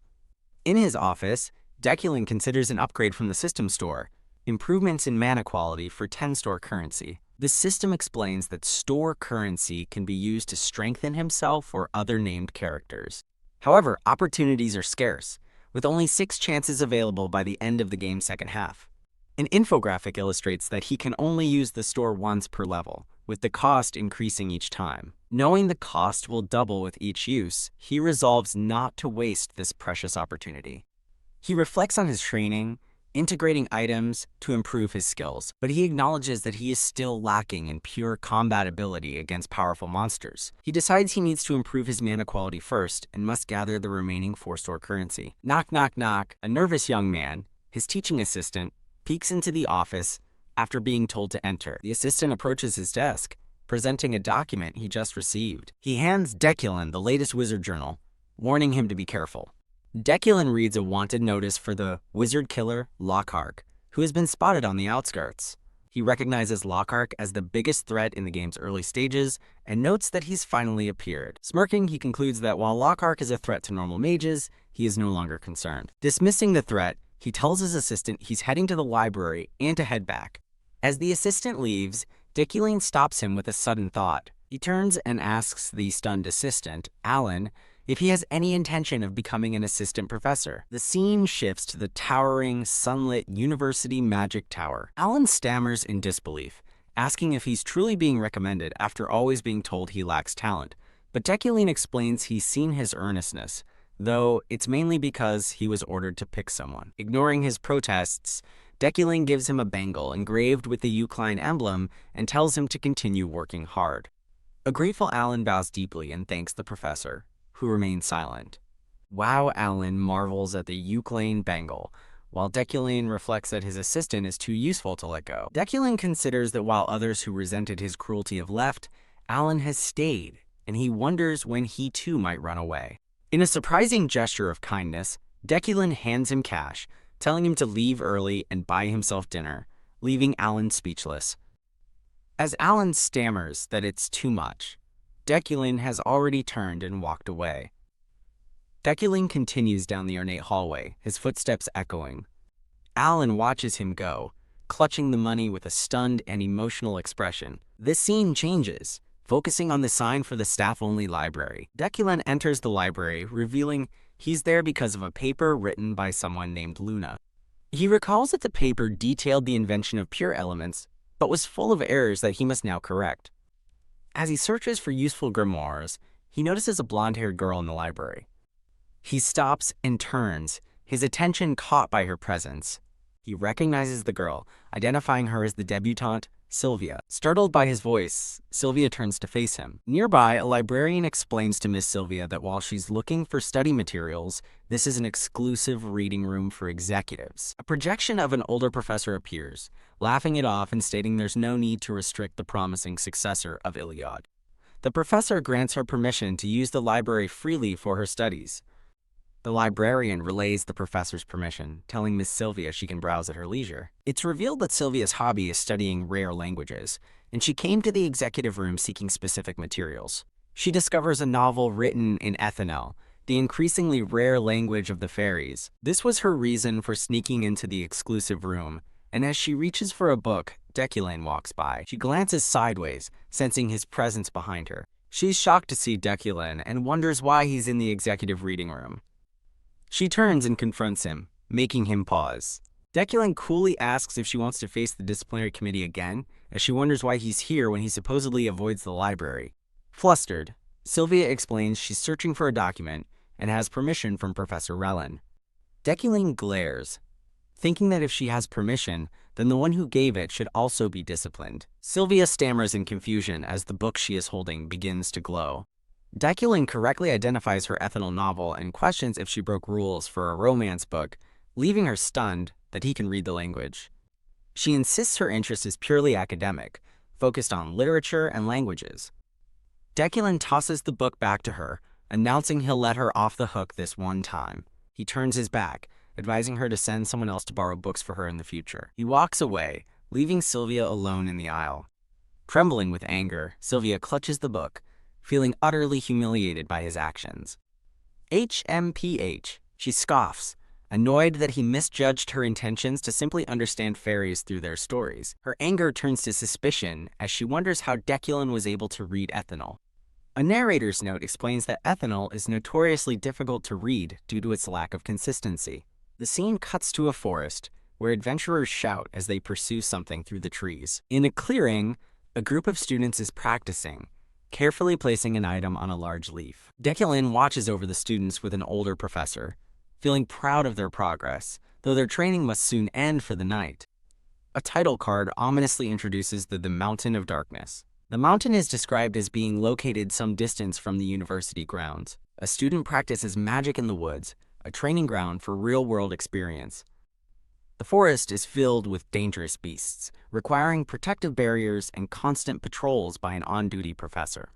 The older professor informs Deculane that they need to appoint the on-duty professor for the week and asks for his recommendation. To the professor's surprise, Deculane simply volunteers to do it himself. The professor praises him for leading by example, but Deculane knows his true reasons are far from noble. A system notification announces a new side quest, The Darkness of the Magic Tower, with store currency and an achievement reward. Deculane feels an unnatural pull from the mountain, realizing it must be because of the new side quest. He wonders what kind of horror awaits in the mountain at night, before telling the remaining students to pack up and leave. A student bids Professor Deculane goodbye for the day, and he dismisses her. The scene shifts to a cafe, where someone marvels that the desserts are too pretty to eat. 2 elaborate fruit and ice cream parfaits are presented, looking delicious. A silver-haired girl named Ephorine grins, announcing it's her treat because she now has 100,000 elne. Yay, she and her friends celebrate at a table as she declares the treat is on her. The red-haired girl says their club establishment plan should be approved soon, and a friend hopes others will join them. Ephorine mentions a training session at the Mountain of Darkness, noting 50 people volunteered despite the risks. Suddenly, Ephorine and her red-haired friend are jolted with shock. The group jumps up, having all heard a strange noise, and Ephorine insists they need to check it out. Responding to a desperate cry for help, Ephorine runs toward the sound, a friend pointing the way. The red-haired girl yells an alarm for her to wait. A friend screams that something is wrong with Ephorine as another is pulled to the ground. The red-haired girl is lifted into the air by an unseen force, screaming for it to stop. Ephorine turns an alarm, reacting to a friend's partially spoken warning. She finds herself teleported to a dark, ominous forest, wondering how she got there from the cafe street. Remembering the cries, she realizes someone was calling for help. She calls out, vowing to help, as thorny branches twist around her and a voice answers from the darkness.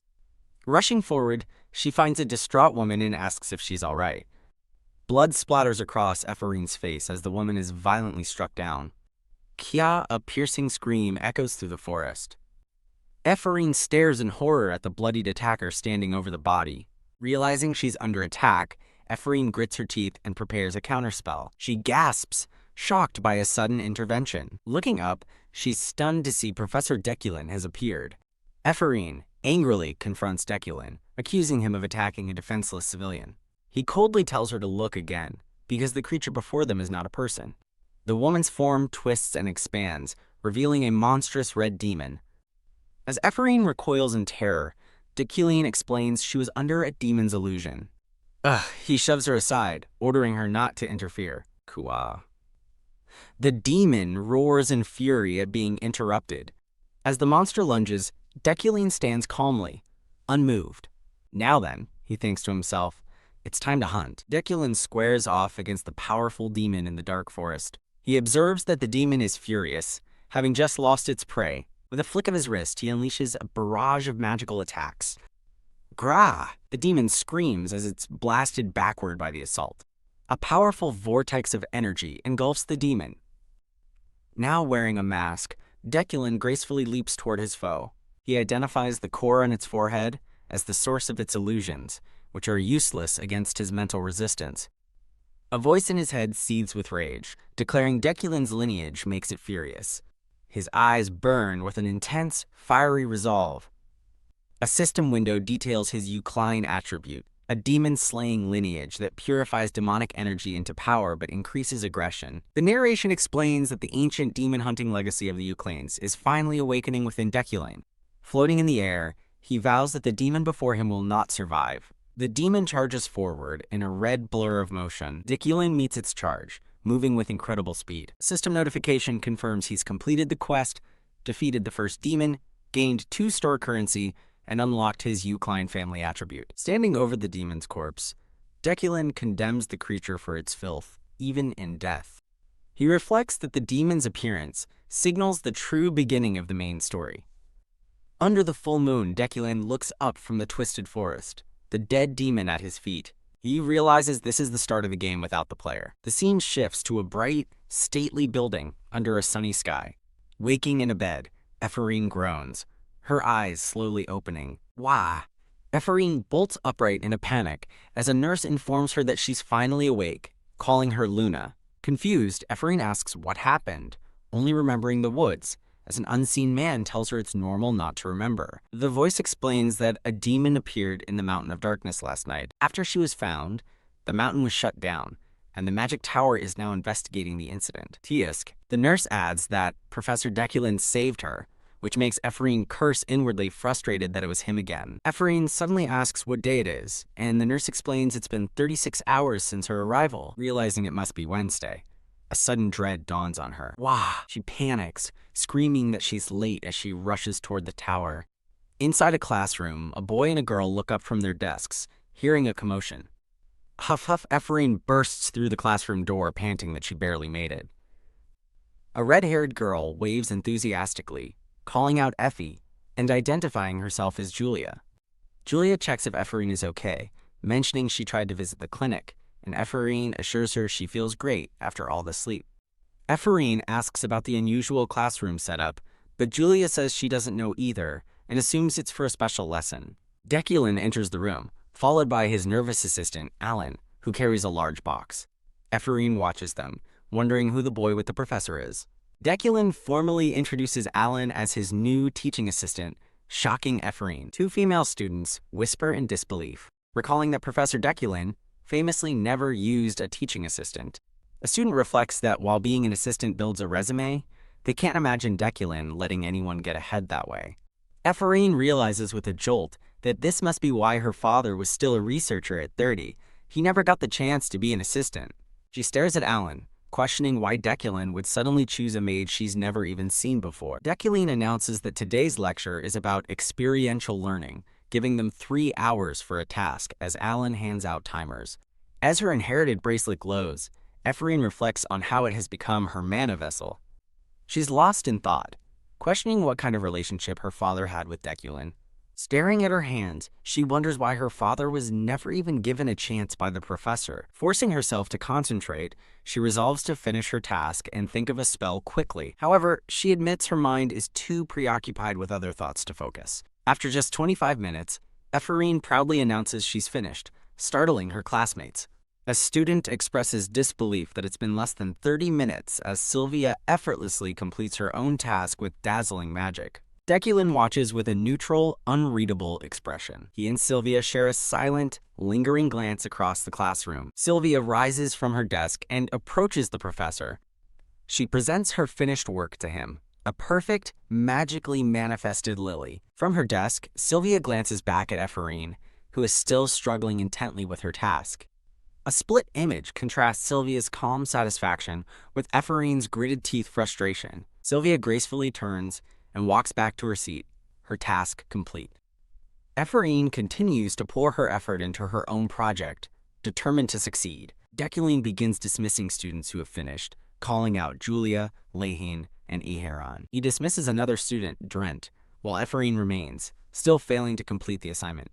Alan quietly informs the professor that 3 hours have passed and suggests they leave. Ephraim stares in wide-eyed shock, the time now up. She collapses onto her desk in desperation, pleading with her magic to work. Crushed, she realizes she not only failed to surpass Sylvia, but was the only student who couldn't complete the task at all.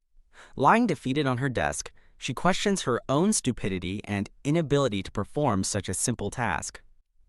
Ephraim slumps at her desk, admitting her ignorance and feeling utterly unable to compete. She glances at the clock in shock, realizing nearly 6 hours have passed since the test began. A voice cuts through the silence as Deculin asks how long she intends to make him wait. Ephraim looks up, stunned that Professor Deculin is still in the classroom. He admonishes her for having a breakdown over a simple task, and she meekly apologizes for her failure. He walks past her desk, advising her not to be bothered by laughter or by others getting ahead. As he continues speaking, he reminds her that the person she resents is standing right before her. He concludes his lecture, telling her she must remain cold and logical at all times. Deculin stands over the defeated Ephraim in the silent, magically illuminated classroom. He turns away dismissively, telling her she'll never reach his level with such a weak mind. Looking back one last time, he tells Ephraim he's disappointed because he thought she was better than this. His cutting words leave her speechless, her expression hardening with resentment. His disappointed voice echoes in her memory. Clenching her fist, Ephraim's resolve hardens around her glowing bracelet. She defiantly declares she can do this, even if he is disappointed in her, as green energy swirls to life. Gritting her teeth with a nosebleed from the strain, she pushes her magic to its limit. "I'll do it," she shouts, pouring all her will into one final magical effort. Her power surges as she vows to succeed, no matter what it takes. Watching the green light fill the room, Deculin thinks to himself that this level of effort shouldn't be a problem. He reflects that the 6 hours spent on Ephraim were a necessary investment for her future growth. In a flashback, he recalls that the demon's appearance signaled the beginning of the main quest. He knows that the coming age of evil will bring forth powerful heroes, with Ephraim destined to be among them. While she currently lacks mental fortitude, he's certain she will show overwhelming growth once she overcomes her weaknesses. He believes fate is an excuse for the lazy, reaffirming his faith in only himself. His thoughts are interrupted by a sound from the classroom door. Thump. Ephraim slumps against the door, completely exhausted, but finally finished. Deculin turns, a slight, knowing smile on his face as he looks toward the entrance. On the floor is the result of her effort, a perfectly manifested, glowing magical lily. Deculin writes an evaluation, noting that Ephraim perfectly displays the flaws of a student without formal academy training. However, he adds that the quality of her result is worthy of competing for first place. With Ephraim having returned to her residence, he prepares to leave the now empty university grounds. As he walks, a voice calls out his name, stopping him in his tracks. A large, white-haired man named Zeit laughs heartily, exclaiming that it's been a long time. Deculin's expression hardens, wondering with alarm what this man is doing here. A brief vision shows Zeit sitting on a throne before a massive estate. The narration identifies him as the head of the Frighten family and the older brother of a white-haired knight named Julie.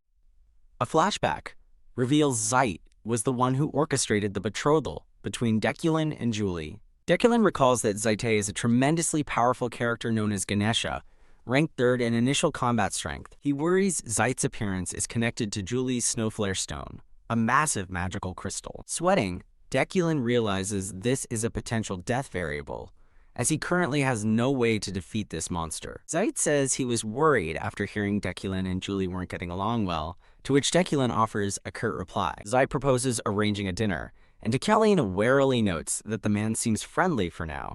Dekulin cautiously accepts the dinner invitation. Ha ha ha ha, Zaite claps him on the shoulder, pleased with the quick decision and promising to handle all the arrangements himself. Zaite gives a menacing, sharp-toothed grin as he confirms their meeting. Dekulin watches him depart, thinking that Zaite didn't even give him an opportunity to refuse. He realizes with dread that the situation was engineered precisely so that he couldn't refuse. He contemplates the danger, knowing that interfering with Zaite's plans could be fatal. The next day, at the Freyden household, an argument erupts. Julie angrily refuses to meet with Dekulin, declaring they hate each other and she's too busy training nights. Zaite coldly asks Julie if she's sulking over the stolen Snowflare Stone, but she furiously denies it. From a distance, Dekulin watches Zaite and Julie argue in the garden. Julie angrily speculates that Dekulin must have bought weapon-grade metal specifically for her. She declares that if he dares to present her with a sword, she will immediately break off their engagement. Zaite grits his teeth, his patience wearing thin. His anger flares into a menacing, fiery red aura. Julie is shocked by her brother's intense reaction. Appearing beside her, Zaite grabs her shoulder and coldly reminds her that there is no place for emotions in politics. He asks if she has another lover, but she sadly admits there is no one. He presses her for a reason for her defiance, but she offers only silence. Zaite gives her a final command to be on time so they can settle the matter then. He walks away, leaving Julie standing alone in defeat. Later, Julie is seen training in the courtyard with a dark-haired man. She practices her sword skills with ferocious, energized movements. Landing before a cloaked man, she holds her sword at the ready. The man observes that her sword fighting seems turbulent. He calls out to her as the narration identifies him as Varan, Julie's subordinate. Julie looks down, apologizing for showing him her disgraceful side. Varan firmly tells her it wasn't disgraceful at all. He continues, saying he doesn't believe that abominable man is suitable for her and that her brother is wrong to force the marriage, but she shouts, "Enough!" She reprimands him, stating that it does not suit a knight to speak ill of another behind their back. She turns to face her subordinate directly. Julie offers Viren a reassuring smile, telling him not to dirty his hands for her sake because she's fine. Varan watches her, his expression grim and silent. Announcing she's heading back, Julie tells him to get ready, and he dutifully agrees. Varan watches her walk away, his red eyes burning with quiet intensity. As she departs, he calls out to his liege in his thoughts. He reflects that he has finally found an answer to his suffering and a way to prove his loyalty. Gripping his sword, he resolves that this is something only he can do. He vows to make her happy, as the scene shifts to Dekulin approaching a grand building. At a towering fortress, news arrives that a demon has appeared at the Mountain of Darkness. Inside, a voice explains that since Magecraft was made to fight the demonic, they must now take action. A bearded elder orders a letter to be sent to the 12 sorcerers. A formal summons is sealed, calling them to answer the summons of Bercht. Back at his estate, Dekulin finishes organizing the items he purchased at the auction. He plans to equip 2 magical items, and, per Ganesha's suggestion, store the rest in a secure vault. He muses, realizing there is still one problem. He stares at the Frostflame Stone, frustrated that his most important item is unresponsive. He didn't expect to use the stone right away, but he's annoyed that it won't even budge with his telekinesis. He wonders if the stone's mana is resisting his magic, lamenting that he never learned how to use it in-game. A sudden thought strikes him. He recalls something he read at the library. The text stated that a famed sword must be tamed through a process known as communion. He speculates that this might mean he needs to form an understanding with the item itself. Considering the possibility, he reaches out toward the glowing crystal.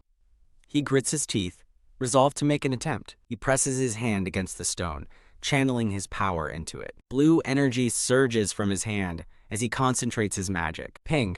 A system window shows his comprehension is only at 0.1%, Realizing it took 2,000 mana and will take a year at this rate, he wonders if this is truly the best he can accomplish right now. In his lavish room, Dekulin decides it's time to get ready to go out. He glances at a calendar, reminded of the dinner Zeit arranged for today.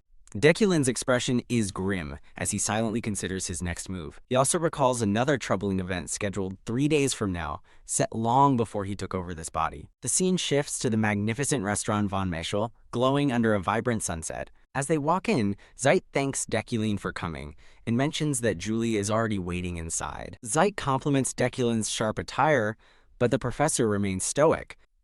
Julie waits at a table, looking stunning in elegant white dress. Dekulin is momentarily taken aback by her beautiful appearance. Zeit boasts about how lovely Julie looks when dressed up, claiming it's no surprise Dekulin fell for her. Dekulin offers no reply as Zeit proudly takes credit for the effort put into her appearance. A woman with short light hair named Josephine announces she came along to help Julie pick a dress, surprising Dekulin. He inwardly admits he was so drawn to Julie that he didn't notice her sister and is shocked to see her here. Josephine, a woman with dark hair and a sun tattoo, regards the room with a calculating expression. The narration clarifies that, while acting as a sister attending a marriage meeting, Josephine is far more than that. Dekulin knows she is a person he must be extremely wary of. She is revealed to be the owner of Shadow, a secret intelligence network, her power symbolized by a menacing snake. Because Josephine's only true affection is for Julie, wronging the knight would mean incurring her deadly wrath. Dekulin wonders why Josephine hasn't already tried to kill him. He recalls a distinct feeling he experienced. It happened the moment he entered the room. His internal monologue confirms he felt Josephine's murderous intent upon seeing him. As he looks across the table, a sinister aura emanates from Josephine. A system notification appears, identifying the feeling as an effect of his villain's fate. Realizing the danger this sociopath poses, Dekulin resolves that he must prove his sincerity to Julie to survive. Zeit immediately gets down to business, asking Dekulin to set a date for the wedding ceremony. Julie shouts at her brother to stop, her face a mask of shock and anger. Dekulin coldly silences her, stating that the adults are talking. After she stammers, Dekulin calmly invites her to speak her mind. Josephine watches the exchange with a smug, predatory smile. Dekulin declares that if Julie doesn't believe in the marriage, he is prepared to dissolve the engagement, stunning her. Zeit scolds Dekulin for speaking so carelessly about breaking off the engagement. He argues they should improve their distant relationship, as the family elders would never approve of dissolving the engagement. The tense conversation is interrupted by the arrival of the main course. Josephine asks Zeit if she and Dekulin can speak privately, and her brother hesitates. Zeit reluctantly nods his assent. Waving goodbye, Josephine and her brother leave the room, wishing the couple a nice chat. Dekulin and Julie are left alone in a heavy, confrontational silence. Julie warily asks him what he's trying to do this time. As he begins to speak, she grits her teeth, filled with angry defiance. Outside the room, Zeit and Josephine wait. Zeit turns to his sister and bluntly asks what she wants. Josephine remains silent, calmly sipping her drink. Back inside, Dekulin mirrors the question, asking Julie what it is she truly wants. The view pans out, showing the ornate door to the private dining room. Dekulin is certain that behind that door, Josephine is listening in. He deduces her cheerful exit was an act to cover up a wiretap. There's no way she would actually leave. However, he sees this as an opportunity, as Josephine is unaware that he knows about her. He calmly watches Julie, formulating a plan. He believes that if he handles this correctly, he might be able to avoid this particular death variable. Dekulin looks at Julie and begins to speak. He states that he simply spoke his truth, leaving Julie to silently ponder his words. Snapping out of her silence, Julie angrily questions his claim of truth. Dekulin explains that he cannot unilaterally dissolve the engagement and that things have progressed too far for them to do anything about it. Clenching her fist, she bitterly asks what kind of dirty method he plans to torment her with this time. Julie recounts how he used his connections to force the engagement on her by compensating her family's elders. He says her name, his expression unreadable as she continues. She recalls him shouting that her dream of fighting was too dangerous. She furiously lists his past deeds, forcing her to abandon an imperial order, pushing a captaincy on her, and spreading rumors when she refused. Leaning across the table, she angrily demands to know what he's trying to start now. Dekulin calmly listens before stating that he knows about all of this. He inwardly reflects on how the original Dekulin destroyed Julie's world, leaving her trapped and chained. He concludes that he understands her hatred for him more than anyone, as she glares back, fists clenched. Dekulin promises he won't do those things anymore, but Julie shouts back that she won't fall for it. He admits that he knows he has been tying her down, leaving her utterly shocked. He continues, looking down remorsefully as he admits that what he did was wrong. Julie is left speechless by his sudden confession. He adds that her siblings have also gone too far, prompting Julie to try and defend them. He counters that they would have no reason to oppose dissolving the engagement if it weren't for their family's reputation, stunning her into silence. Julie has no response to his accusation. As he cuts his food, Dekulin prepares to reveal his trump card.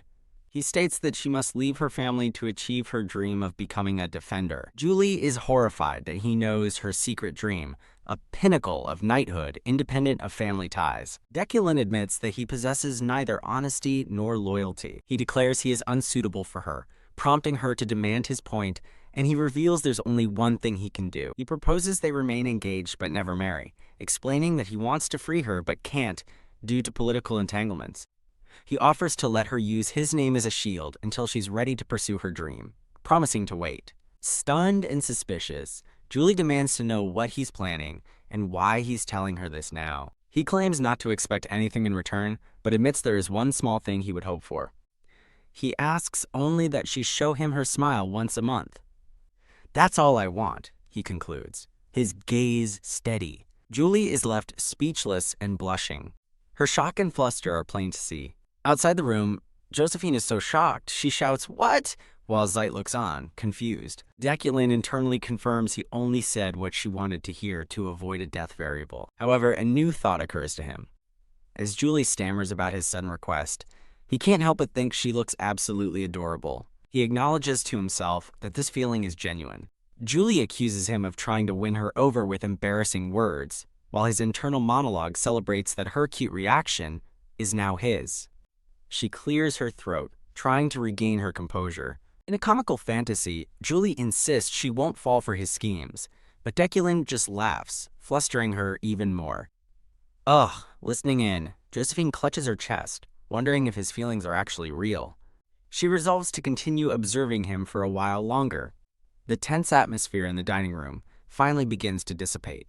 3 days later, a car speeds down a country road. Dekulin eyes a marked calendar, noting grimly that the death anniversary has arrived. The scene shifts to a sunlit, autumnal path. Dekulin walks solemnly through a large cemetery. He reflects on how the simple atmosphere of a cemetery can stir a person's emotions. The golden sunset reflects off the weathered tombstones. He reflects that his heart arrived at this place long before his body did. Standing somberly before a gravestone, he acknowledges that this place holds his memories. He clarifies that these memories do not belong to Dekulin. Instead, they belong to his former self, Kim Woojin, as he remembers a smiling woman. The scene flashes back to Kim Woojin in an office, surprised by a suggestion late one night. A female colleague proposes adding more backstory to the game's mini-boss, Dekulin, assuring him she got the author's permission. Woojin dismisses the idea as pointless extra work, reminding her they are already working all night and it won't help sales. She smiles warmly, insisting they must put their hearts into the game. Annoyed, Woojin relents, telling her to do as she pleases since she wasn't actually asking for his opinion. She insists it's a good idea and that it won't be pointless at all. She reveals her idea of giving Dekulin a bereaved fiancé, which seems to fluster Woojin.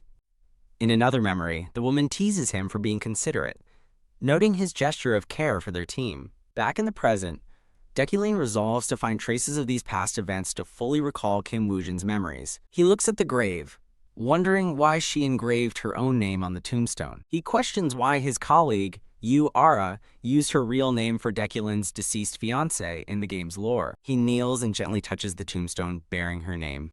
He reflects that even a single word from her memory could overwhelm him with emotion. As her spectral image appears before him, memories of their time together flood his mind. He recalls her kindness, like giving him her coat on a cold winter night. He remembers her loving embrace, her confessions of love, and the way she supported him when he was tired. A tender memory of them lying together, holding hands, fills his thoughts. Overwhelmed by these precious memories of her, he weeps at her grave. From a distance, A long-haired man watches Deculin kneeling at the grave. The man's face twists in rage as he snarls that he has finally found him. Deculin quickly composes himself, grateful for the original Deculin's stoic personality in moments like this. As he stands, he turns to see the approaching man and recognizes his face. The man, Lockhart, introduces himself as a sinister aura swirls around him. Lockhart is surprised Deculin knows him and seethes with rage at the arrogant mage. Deculin silently identifies his opponent, the wizard killer, Lockhart. He recognizes Lockhart as a mini-boss from the game who was exclusive to mage players. He recalls Lockhart's power, the ability of magic nullification, which makes him a natural enemy of mages. An invisible wave of power suddenly blasts through the clearing. Deculin feels his own magic fizzle out, reminded of how overpowered nullification attributes are in games. He knows Lockhart's ability has no restrictions and doesn't require physical contact. He understands that within Lockhart's range, all magic is completely unusable. Lockhart laughs maniacally as he charges, gloating that magic is useless against him. Deculin deftly dodges Lockhart's opening strike. Lockhart continues his relentless assault, forcing Deculin to evade his blazingly fast moves. While most mages would be terrified by this, Deculin remains unfazed. Screaming with pure hatred, Lockhart lunges for the kill. Bam! Deculin counters not with a spell, but with a powerful punch straight to the jaw. The force of the blow sends the stunned Lockhart flying backward onto the ground. Standing over his fallen foe, Deculin declares that magic nullification is meaningless to him. Lockhart curses him from the ground, utterly enraged by the unexpected attack. The scene shifts, showing the sun setting on their confrontation. A flashback reveals that several days ago he used store currency to purchase improvements in mana quality. A burst of refined blue energy demonstrates his upgraded power. This upgrade significantly increased his mana manipulation efficiency. He recalls being shocked by his newfound strength, realizing he'd need to completely readjust to its power. A system notification confirms his level 1 mana quality upgrade, allowing him to unleash greater force with less effort. He realizes his mana's range is larger than expected and decides to continue his routine. Snap Lockhart is stunned as his weapon is caught mid-swing. Dazed, he struggles to understand what just happened. The narration explains that this power improves the user's entire being. The scene returns to the present, where Lockhart lies defeated before Deculin. Deculin inwardly confirms that improvements in mana quality also enhances his physical attributes. He reflects that while his Iron Man trait would have been enough, the upgrade made the fight far easier. On the ground, Lockhart seethes, damning all mages. As Deculin drags him, Lockhart unleashes a torrent of curses against mages, calling them apostates and traitors. He screams that mages are nothing but worms without their magic. Deculin analyzes Lockhart's unique ability, intense rage, and peculiar vocabulary. He realizes these are traits of the Red Film race, shocking Lockhart. Stuttering in disbelief, Lockhart trembles on the ground. Towering over him, Deculin watches as Lockhart asks how he could possibly know. A flashback explains the Red Film race are born in a blood-red shroud, descended from ancient demons. Hiding their identities, they are the antithesis of mages. The narration confirms the conflict between the mages and the Blood Shroud race is a core part of the world. A dramatic aura emanates from Deculin as he stands over his defeated foe. Because of their ancestry, the Blood Shroud are a hunted people. Deculin soberly considers that a cleansing of this race might be happening even now. He tells Lockhart he understands him, calling the oppression his people have faced a shame. Deculin warns him not to become a monster like his oppressors, but Lockhart screams at him to just kill him already. Declaring that the Blood Shroud race is innocent, Deculin leaves Lockhart utterly stunned. Lockhart furiously demands to know what a mere mage could possibly mean by that. Deculin introduces himself as a member of the Euclene family, nobles who have never lost their dignity. Lockhart scoffs, accusing him of acting pretentious before the kill. When Lockhart questions him, Deculin explains the only time he ever lost his dignity was when he faced a demon, recalling a masked, shadowy enemy. He explains the Euclene bloodline, ancient demon hunters, has an instinctual reaction to demons. This instinct, he claims, is one that can't be overcome. He asks Lockhart if he lost his composure in front of him, leaving his opponent bewildered. He continues, asking if he wavered at his provocations. Finally, he asks if he went berserk, causing Lockhart to sweat. Lockhart is left speechless, the true meaning of Deculin's words sinking in. Deculine coolly declares that his unflappable composure is a true noble's dignity. As he walks away, Deculine assures the defeated man that he can be trusted. Suddenly, someone shouts an order as another man brutally kicks the downed Lockhart. Deculine orders the man to stop and simply arrest Lockhart. The uniformed man salutes sharply, introducing himself as Inspector Ropa. Inspector Ropa compliments Deculine's kick and offers to continue the beating, but Deculine tells him to stop. With a flourish, Deculine opens a swirling blue portal, amazing the inspector. Inspector Ropa marvels at the impressiveness of the professor's magic. Showing the inspector a magical wire, Deculine reveals Lockhart's anti-magic ability, explaining why their radar failed. Deculine asks the inspector if he was on patrol, noting his early arrival. Inspector Ropa explains they were responding to a report, which Deculine realizes must have been from a bystander. Deculine takes his leave, leaving Inspector Ropa to handle the prisoner. His thoughts return to the one whose traces remain in this place. Under the full moon, he reflects that he never wanted to hurt anyone. Back in his training hall, a short-haired woman delivers a parchment stating she had to come since he wouldn't. She pointedly asks if it isn't the duty of the residing head to care for his family. The short-haired woman informs a shirtless Deculine that Birch has summoned him to discuss her recent demon incident. Deculine calmly states that in 1 week, he and one guard will make their way there. The woman suggests asking the former mercenary Jeff to be his guard, but Deculine refuses. He dismisses Jeff as more of a driver now, as Jeff sneezes from afar. Achoo! She insists he needs a guard, but Deculine confidently replies that he knows what he's doing. She warns him that the journey to Birch is incredibly dangerous, but he remains unfazed. He teases her, asking if she's worried, prompting a flustered denial that she just needs him alive to take his position. She quickly tries to change the subject, embarrassed by her outburst. She takes charge, assuring him she'll commission a guard from a trustworthy place. Hap. The scene shifts to knights fiercely sparring in a training yard. Julie, the white-haired knight captain, shouts encouragement to her troops, demanding they maintain focus. Her coaching is cut short as she notices the order's goateed vice captain, watching her with a troubled expression. The vice captain anxiously wonders what to do, and Julie asks him what's wrong. A long-haired knight with dark hair appears with a grim look. The startled vice captain scolds the knight, Veron, for sneaking up on him. The vice captain confides in Veron about a large but troubling commission that he's hesitant to accept. Veron tells him to discuss it with the captain, but the vice captain admits he finds it too difficult to bring up to her. He reveals the shocking truth. The commission is to guard Deculine. The vice captain explains the client is disguising the mission as guarding the whole train, knowing they would refuse to guard Deculine directly. Veron decisively tells the vice captain to accept the commission. He argues that the mission will bring their private order fame and much-needed funds. Veron confidently states that their captain is a professional who won't let personal feelings interfere, making the vice captain nervous. Resolved, Veron declares he will inform the captain and walks off. His expression is somber as he proceeds with his decision. The scene shifts to the snowy northern Alpines, home of the Mage Elders, a place called Bercht. Narration explains Bercht's authority, where magical ideas are submitted and decisions bind even the floating island of mages. Bercht is the pillar of the magic world, and its rare summoning assembly is a major event. Attending the assembly is a great honor, signifying one's status as a renowned sorcerer. Deculine stands in a training hall, channeling a powerful magical aura. The scene transitions to the grand train station platform where passengers await the train to Bercht. At the platform, Veron asks Captain Julie if she is prepared, and she confidently reassures him.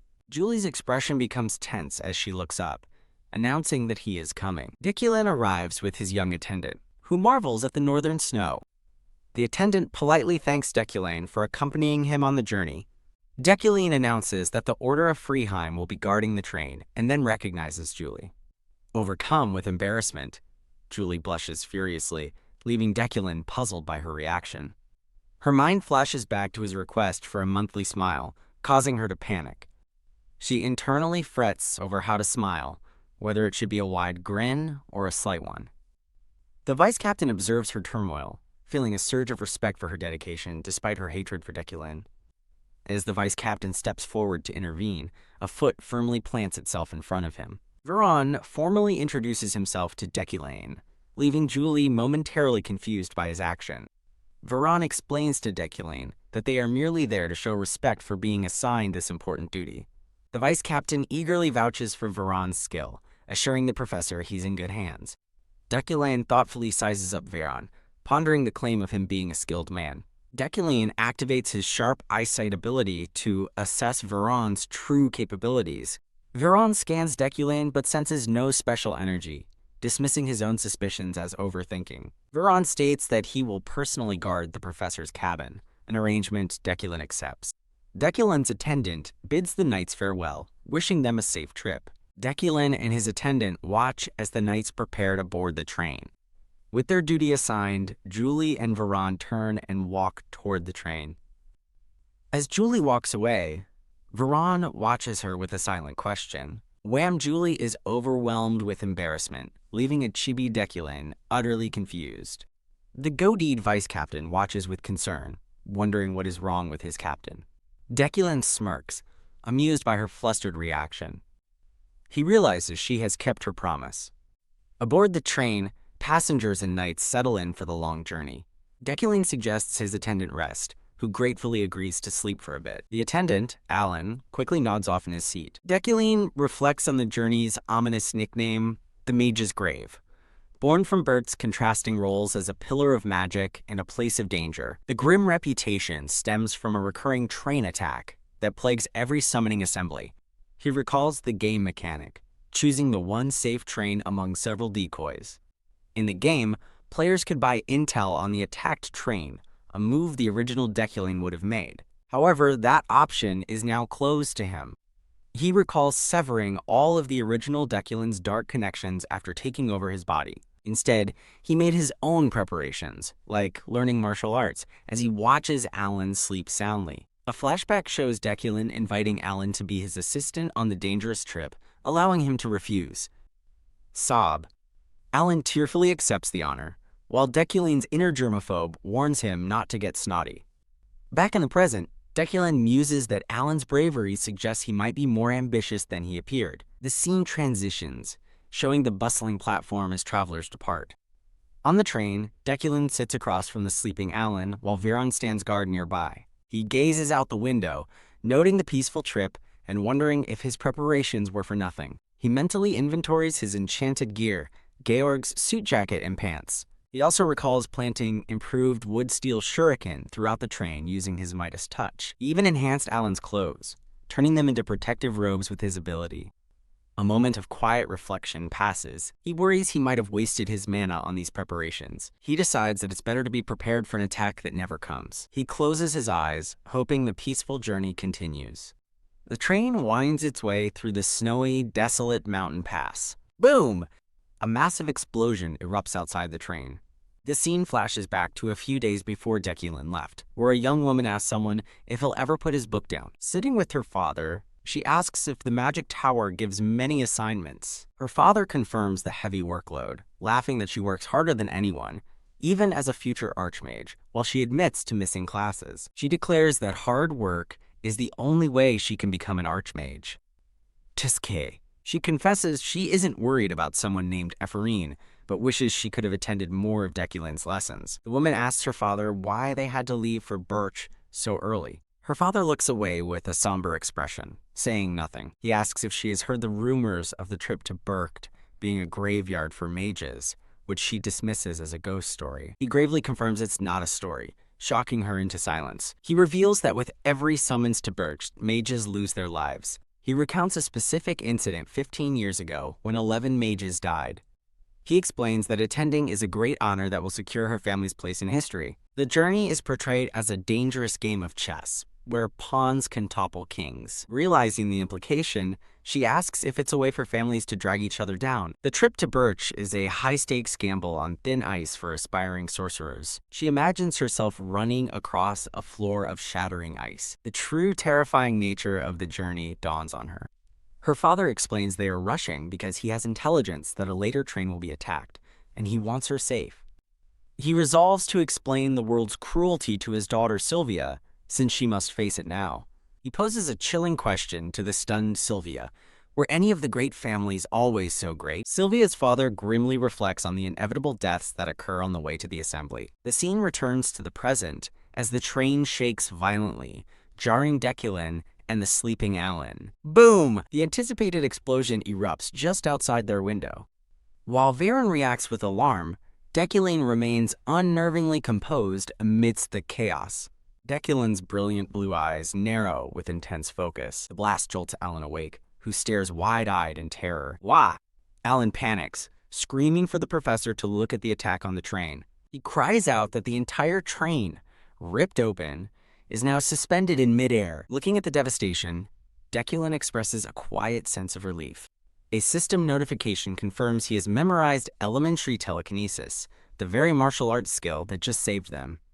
On a nearby bridge, a group of hooded assassins stare in disbelief, wondering how a professor could be so powerful. Their leader rallies them, urging them to focus on the mission and its promised rewards. Fuck! An assassin bursts through the hole in the train car. The cloaked figure lunges forward, brandishing a weapon. The attacker is violently thrown back, shattering a glass partition as Alan scrambles away. As glowing shards float in the air, Deculin thinks to himself that he was expecting this. Kua. He unleashes his magic, impaling the assassins with glowing projectiles as Alan watches in horror. An attacker stares in shock as his plan crumbles around him. Alan screams in terror, asking what is happening as the attack unfolds. Thwack Deculin calmly chops a panicking Alan on the neck, knocking him unconscious with an ugh. As Alan slumps over, Deculin turns his attention to the intruders. He orders Veron to take the boy and evacuate any other passengers to safety. Veron leaps from the train, beginning the evacuation. Deculin stands alone, poised and ready in the wrecked train car. He reflects that the train's impact felt surprisingly soft, a detail his Iron Man sense would have noticed. Deciding to deal with the immediate threat first, he pushes the thought aside for later. He warns the assassins that since they started this fight, they must be aware of the consequences. The remaining attackers tremble in fear as he speaks. Deculin coldly declares that their deaths here are therefore natural, as a powerful aura surrounds him. In a safer location, Veron gently lays the unconscious Alan down. Veron stands watch over Alan, his expression unreadable. The train continues to hover precariously, held by Deculin's immense power. Returning to the cabin, a blood-spattered Deculin sits down, admitting the fight was more tiring than expected. He realizes that simultaneously fighting and containing the explosion has depleted his mana, which is now critically low. Veron re-enters the destroyed cabin, approaching Deculin. Veron reports that all passengers are safe, and Deculin commends him before starting to give another order. Deculin pauses, his gaze fixed intently on the night. Veron notes that Deculin's gaze has changed, becoming more intense than before. The knight internally reasons that Deculin must also be surprised by the attack, just as he was. Deculin's eyes fly open in shock as a new, unexpected threat emerges from his own guard. A sinister red aura erupts around Veron, who now emanates a malevolent energy. Deculin recognizes the terrifying power, identifying it as a villain's fate. Veron expresses his relief that Deculin survived, a glowing sword materializing in his hand. He levels the blade at the professor, coldly stating that he must be the one to kill him. Elsewhere, Captain Julie reports that she has successfully evacuated the other passengers. Veron continues his monologue to Deculin, declaring that now it is his turn to die. Deculin calmly asks Veron if he is acting under someone else's orders. Before Deculin can finish asking if it's Julie, Veron furiously shouts for him to stop. Enraged, Veron commands Deculin to cease his foul imagination. He vows that Deculin will die by his hand, all for the sake of his master. Observing Veron's furious reaction, Deculin realizes his betrayal is unrelated to Julie. He recalls the vice captain's praise for Veron's skill and realizes with only 10 mana left, his odds are grim. Veron declares his guard duty is over and lunges at Deculin. Deculin takes the blow, deciding this desperate move is his only option.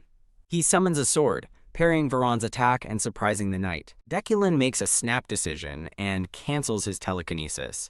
The entire train plunges from the bridge toward the chasm below.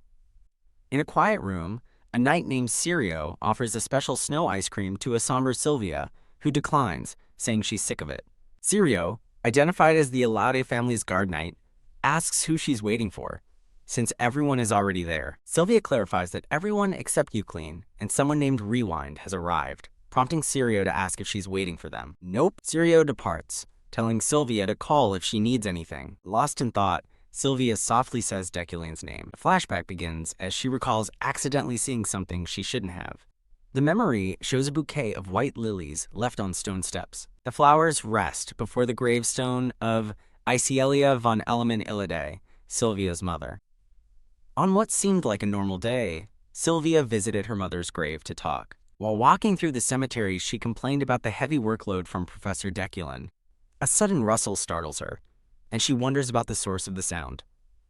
She peers from behind a tree, catching sight of someone unexpected.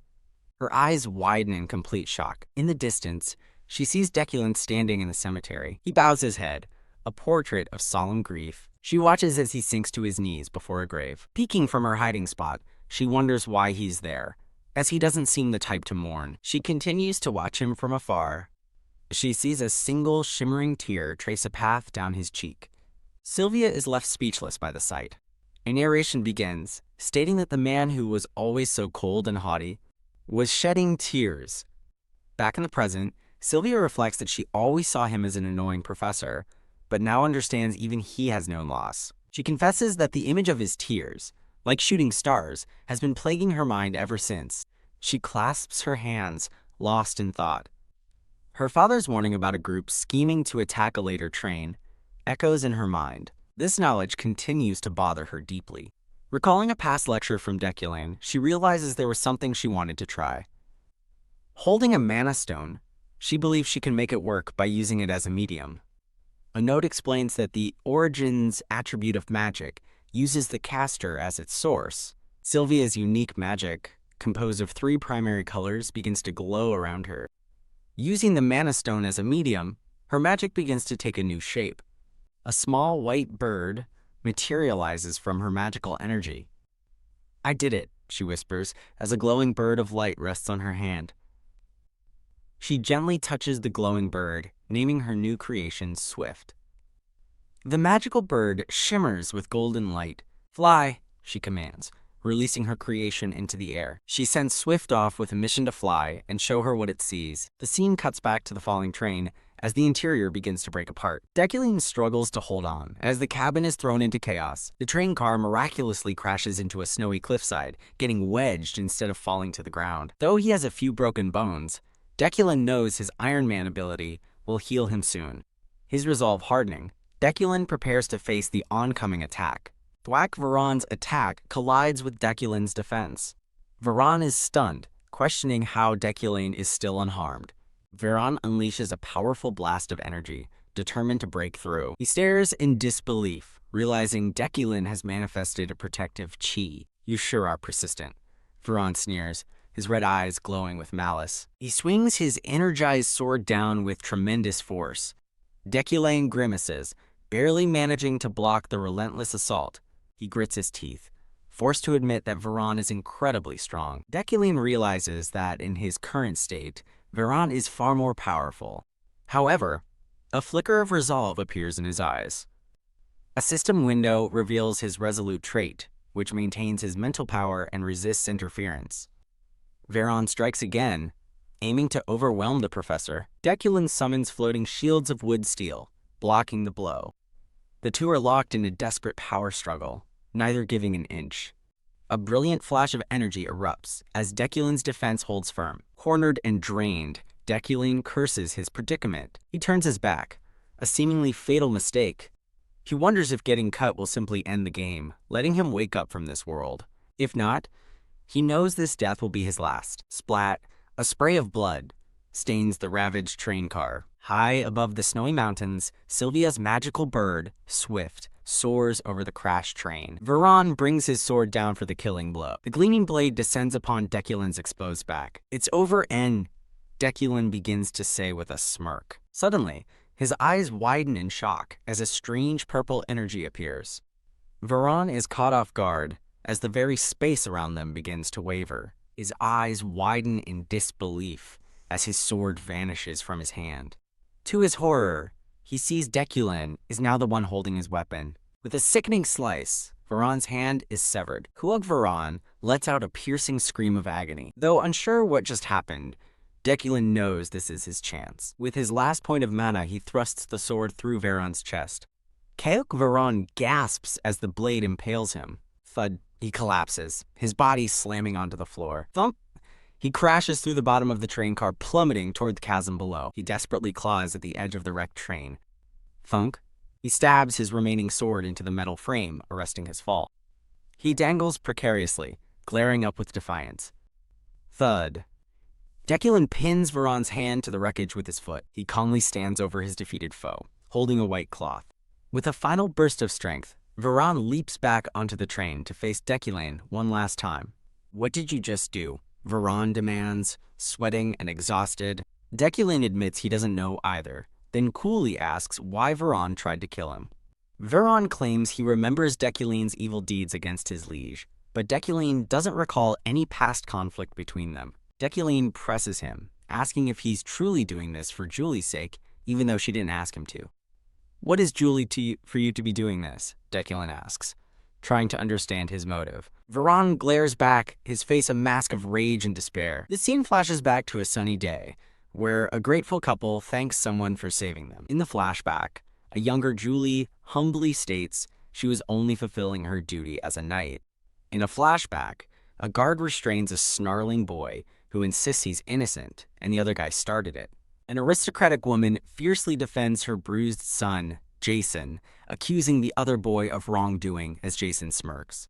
The restrained boy glares with fury, threateningly asking if she wants to die. Now on the ground, the boy is confronted by Julie, who asks if he hasn't learned his lesson yet. The woman's hand points menacingly as she threatens to call the police, demanding the boy beg for forgiveness. Pointing an accusing finger, she lists his charges as assault and trespassing while Julie observes the scene. Julie interrupts the angry woman, questioning the trespassing accusation and catching her off guard. As Julie looks at the estate's high walls, she reflects that the boy's personality seems ill-suited for his low social status. Watching a guard drag the skinny, struggling boy away, Julie inwardly doubts he could have climbed those walls. Julie offers to take the boy to the police herself, and the surprised madam agrees that it would be convenient for her. As Julie leads him away, the boy continues to shout his innocence, claiming he was only defending himself. Walking down a sunlit path, the boy finally falls silent, his anger subsiding. Julie comments on the Freesia household's infamous reputation, and he angrily corrects her that her assumption is not just partly true. He shouts, but as a vision of Julie choking on a black substance flashes before his eyes while he watches, bound and helpless. Snapping back to the present moment, Julie sternly reminds him that he still shouldn't hit people. The boy wordlessly reaches out and gently takes hold of her armored arm. Surprised by the unexpected touch, Julie looks down at his hand on her arm. He looks up at her, his expression filled with a newfound sense of awe and concern. In a clearing, Julie kindly asks the boy if he's going to eat, offering him food. The narration reveals that after that day, the boy, Varan, became part of the Knight Order. However, his harsh past made it impossible for him to get along with the other knights, who ostracized him. The only person who looked out for him during that lonely time was Captain Julie, who gently asked a younger Varan if he was having a hard time. Varan reflects that as long as he could be by his captain's side, everything was truly all right. He recalls how Julie always led the charge, fighting fiercely at the front lines. She was always kind, taking the time to help the elderly and the weak.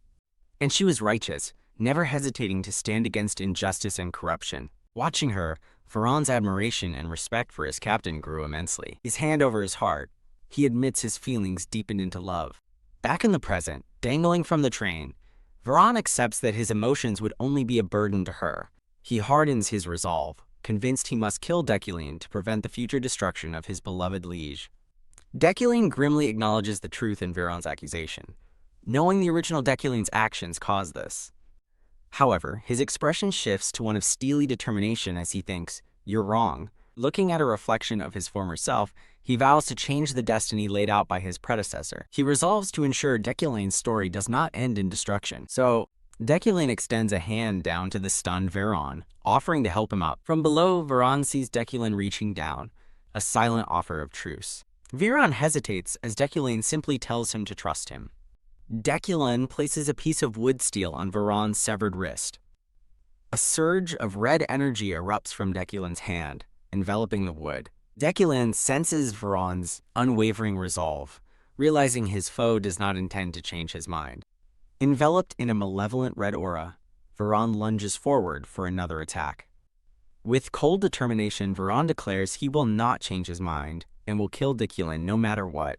Deculane places a hand on Viron's head, calling him a fool for the choice he is making. He presents a glowing blue card, preparing a countermeasure.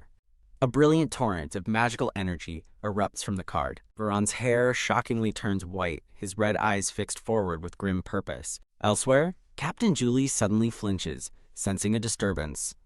A concerned knight asks if she's unwell, but she quickly dismisses it. The knight suggests she's worried about Viron again, but reassures her he can handle himself, to which Julie agrees with a laugh. Plummeting into darkness, Viron is consumed by a final burst of malevolent red energy. His final thought is a wish for Julie's happiness, symbolized by an array of glowing blue flowers.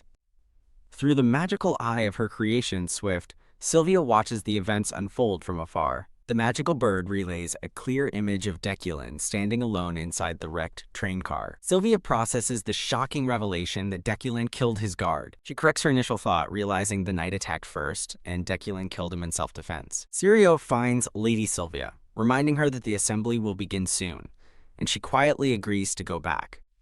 As she walks away, Sylvia's thoughts drift back to Professor Deculane.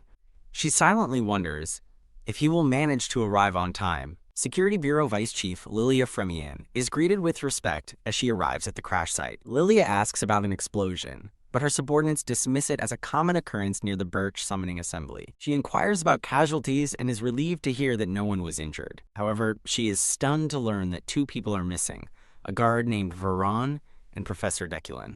Her subordinate gestures toward a lone survivor who might have more details. They observe the survivor, a boy who is still unconscious from the shock of the incident. The survivor, now awake, recounts that a knight saved him and mentions the train was midair before it fell, piquing Lilia's curiosity. He presents a photo he took out of shock, showing the entire train impossibly floating in the air. Stunned by the evidence, Lilia wonders aloud if someone actually lifted the entire train with magic. She immediately dismisses the thought as utterly absurd.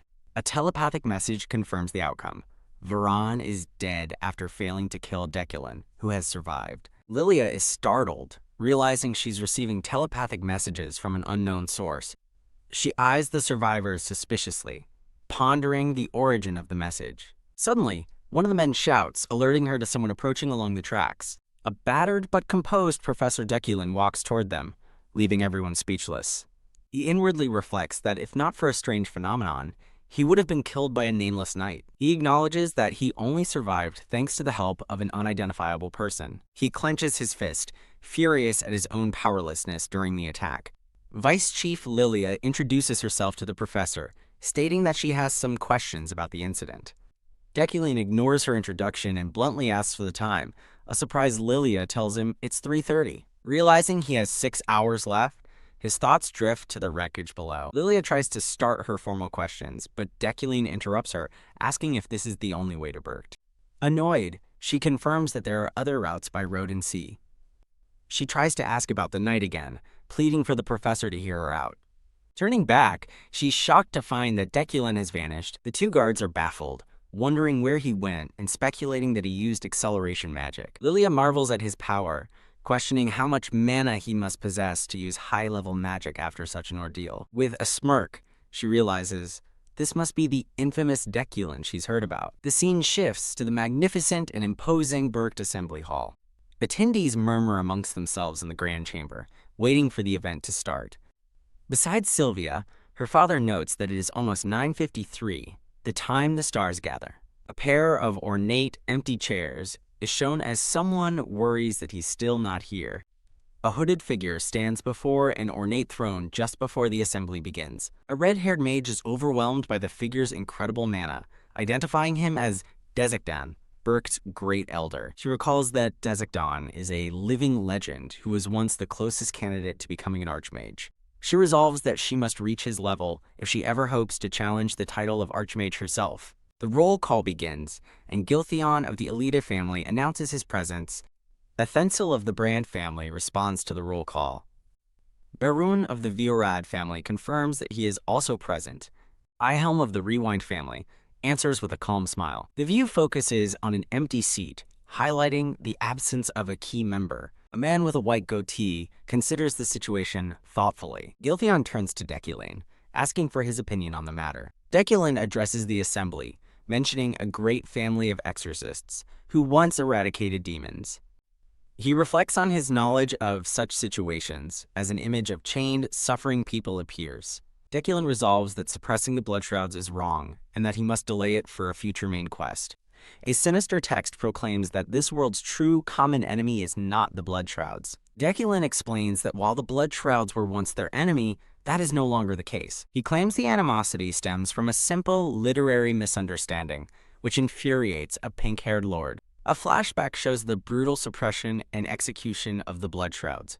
Deculane dismisses the incident 60 years ago as pure politics, sparked by a mana stone mine on blood shroud land. An enraged lord decries this as politics, accusing the Eucline family of taking the mine. The pink-haired lord shouts, insisting the blood shrouds possess demonic energy, and that the Eucline demon hunters should know. Deculane coldly clarifies that his family's tradition is to hunt demons, not the blood shroud race. The enraged lord screams back that the blood shrouds are demons. He leaps to his feet in a furious outburst. A brown-haired boy quietly asks the furious lord if he can take responsibility for such words. Deculane issues a stern warning not to declare humans as demons so nonchalantly. He concludes that the one who makes such claims can, in turn, become the demon. Fuming, the pink-haired lord storms out as the meeting is declared inconclusive until the next day. Giltheon tells Sylvia he's sad they'll be apart, but she reassures him it's only until tomorrow. He explains the Burke rule of one member per room, but she retorts that it's normal for kids her age. Giltheon feigns tears at his daughter's sharp response, but she remains unimpressed. He bids her farewell, warning her about magical phenomena and telling her to read the regulations. She casually agrees. In her room, Sylvia examines a document written in an arcane script. Dismissing the ominous rules as fear-mongering, she decides to go to bed. As Sylvia sleeps, a magical light hovers over her dresser. Startled, Sylvia's eyes snap open in the dark room. She quickly gets out of bed, sensing something is amiss. A strange energy surges through the room, and she gasps in shock. The strange purple energy pulses from the mirror and across the floor. A massive exclamation mark highlights her sudden peril. The floor shatters into a magical plane, pulling Sylvia into a warped reality. Finding herself in an eerie hallway, she wonders if she broke a rule. She clenches her fist, her heart pounding with alarm. A hotel rule flashes in her mind, warning not to wake up or risk ending up in a different place. She realizes that getting out of bed has trapped her in this strange dimension until morning. She recalls that nothing like this happened when she stayed in the second hall. She theorizes that the dense mana near the elders must have amplified the magical phenomena. Annoyed at her own complacency, she realizes she shouldn't have assumed she was safe inside her room. She tries to compose herself as the ominous purple energy intensifies. Her eyes glow with fear as she senses she is not alone. She takes a cautious step, desperately wondering where she should go. Shocked, she finds herself before a phantom staircase, recalling the rule that the hotel is only one story. She runs past a glowing open door, remembering the rule forbidding her from looking inside. Determined not to panic, she convinces herself there must be a door that leads back. Crying for help, she bangs on a door, forgetting the rule that warns against making any noise. She desperately pleads for help as the strange energy swells around her. Thump. A door creaks open, and a gentle voice asks if she has lost her way. She looks up to see Professor Deculane, who asks, "Sylvia?" Deculane calmly invites Sylvia in, and from the shadowy hallway, she gratefully accepts. Inside by a crackling fire, she apologizes, explaining she got up from bed and was suddenly in the hallway. Deculane explains that incredible magic phenomena are common in Burkt, chiding her for not reading the rules. Sylvia observes him, noting his unchanging appearance and his unwavering gaze. She inwardly wonders if he could open the door simply because he is the powerful Deculane. Grrrgh. A low growl catches Sylvia's attention, and her eyes widen in alarm. Grah! A screeching bolt of purple energy tears through the room. The energy coalesces into a terrifying phantom skull, lunging toward the horrified Sylvia. "Stay still," Deculin commands, as a magical force yanks at Sylvia's nightgown. A massive, obsidian-like crystal manifests above Sylvia, who stares up in awe. Sylvia marvels at his power, asking if he killed the ghosts, but he dismisses it as specialized killing magic he isn't proud of. He continues his somber lesson, stating that magic was not created for the purpose of killing. Deculin calmly sits by the fire, identifying a spell he cast as Flowing Flame. He confirms her silent question with a simple, "correct." He continues her impromptu lesson, identifying spells for lightning and metallization. Indeed, she correctly identifies the elements of his complex magic. He identifies her own creation as Goblin Fire, and praises her good work. Tisk, Sylvia's annoyed, thinking that he didn't even bother to look at her magic. He challenges her, asking if she wants him to be half-hearted, then praises her well-done work.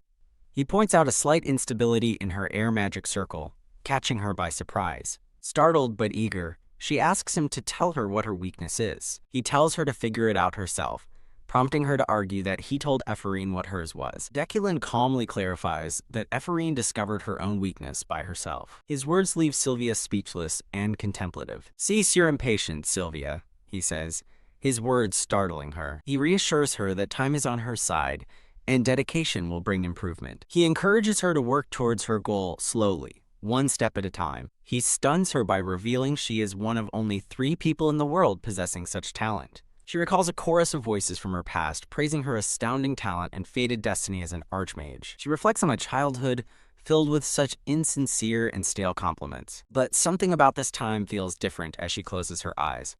She wonders why Deculin's words, unlike all the others, feel genuine. Later that night, Deculin sits watch in his chair while Sylvia sleeps safely in her bed. While reading, his attention is drawn by a subtle shift in the room's energy. Looking towards the fireplace, he questions the strange energy he senses. The scene shifts to Deculin, walking alone on a moonlit forest path. He muses that, with the mountain path deserted for the birch meeting, he might find a rarer item than expected. Boom!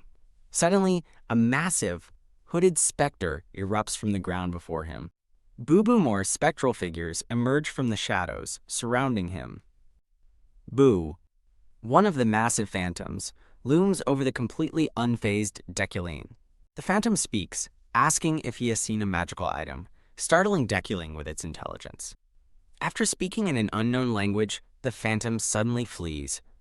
Deculin is left perplexed by the bizarre encounter, wondering what is up with the spirit. His search concludes as he stands before a massive, glowing piece of wood, declaring, "I found it." He reaches out to the strange burning log, wondering what it is.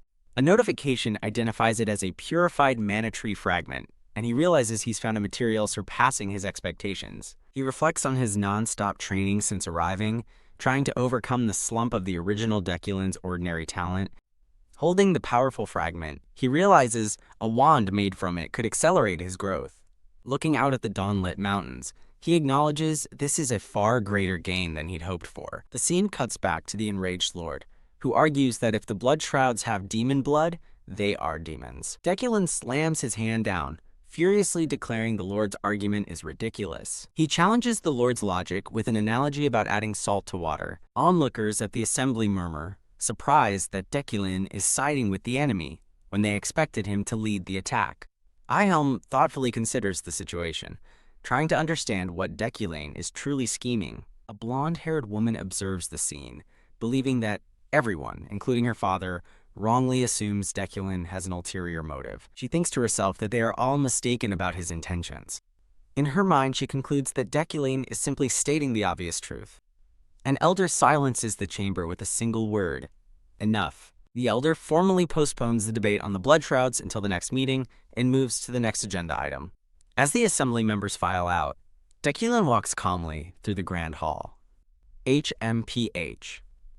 The furious pink-haired lord deliberately shoves past Deculin on his way out. Deculin reflects that while he succeeded in his objective for a future quest, he seems to have alienated even more people. The next day, the scene shifts to the bustling Birch shopping district. Deculin browses a shop filled with magical artifacts, accompanied by a cloaked figure. He examines 2 glowing crystals, resolving to craft a new wand from a magical tree before he leaves Bert. The cloaked figure, revealed to be the boy from the train, lets out a surprised, "Huh?" The boy, Alan, excitedly calls out to Professor Deculin, who coolly asks what he wants. Alan proudly points to Deculin, telling an unseen person that the professor is his hero who brought him here safely. Deculin turns, his expression unreadable as he takes in the scene. Vice Chief Lilia Fremian stands before them, surprised to see Professor Deculin again. The narrator explains that they treated Lilia to a meal to thank her for bringing Alan safely. Over dinner, Lilia thanks the professor but informs him that the investigation has concluded. Deculin asks about his escort guard, Veron, and Lilia confirms he died in an ambush. At the table, Alan happily thanks his companions as they share a meal. Deculin remains silently thoughtful, prompting Lilia to wonder what is different about him. The scene shifts to the Imperium Security Bureau, where an official text announces a prisoner will be sent to Lacordac prison for killing mages.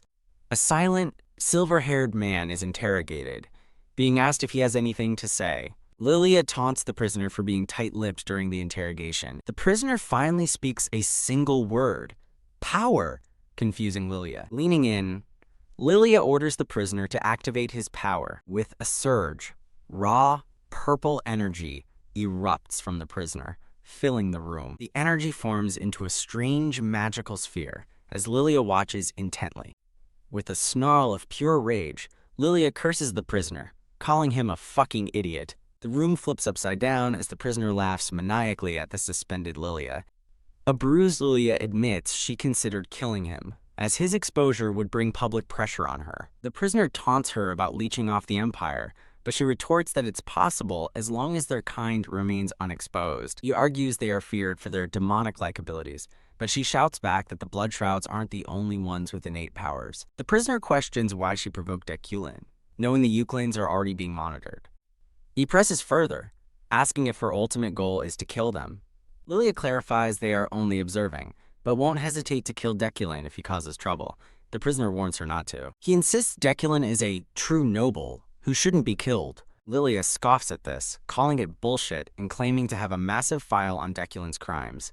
The prisoner recalls the moment Deculin affirmed that the Blood Shrouds were human, not demons. He reveals that Deculin knew he was a Blood Shroud but chose not to kill him, shocking Lilia. Leaning forward, Lilia questions if he's unaware that the Euclanes' ancestors led the slaughter of the Blood Shrouds. She angrily argues that forgiving their descendants is tantamount to accepting their own damnation, but he remains steadfast. He challenges her position of power, but she retorts that they cannot be identified by appearance or blood alone. The prisoner concludes they must remain quiet, observing how the next ruler will treat the Blood Shrouds once the ailing emperor is gone. Back at dinner, Lilia internally dismisses the prisoner's words, seeing Deculin as just another annoying noble. UCK, she suddenly gags, covering her nose and mouth at the overwhelming smell of alcohol. Still at the dinner table, Deculin coolly asks an unseen person what they want, stating he has little to say. The newcomer is revealed to be Ihelm, who approaches their table as Deculin greets him by name.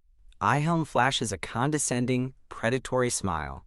His thoughts reveal a sinister interest in what lies within Deculin's dark soul. The scene shifts to the Order of Freeheim headquarters.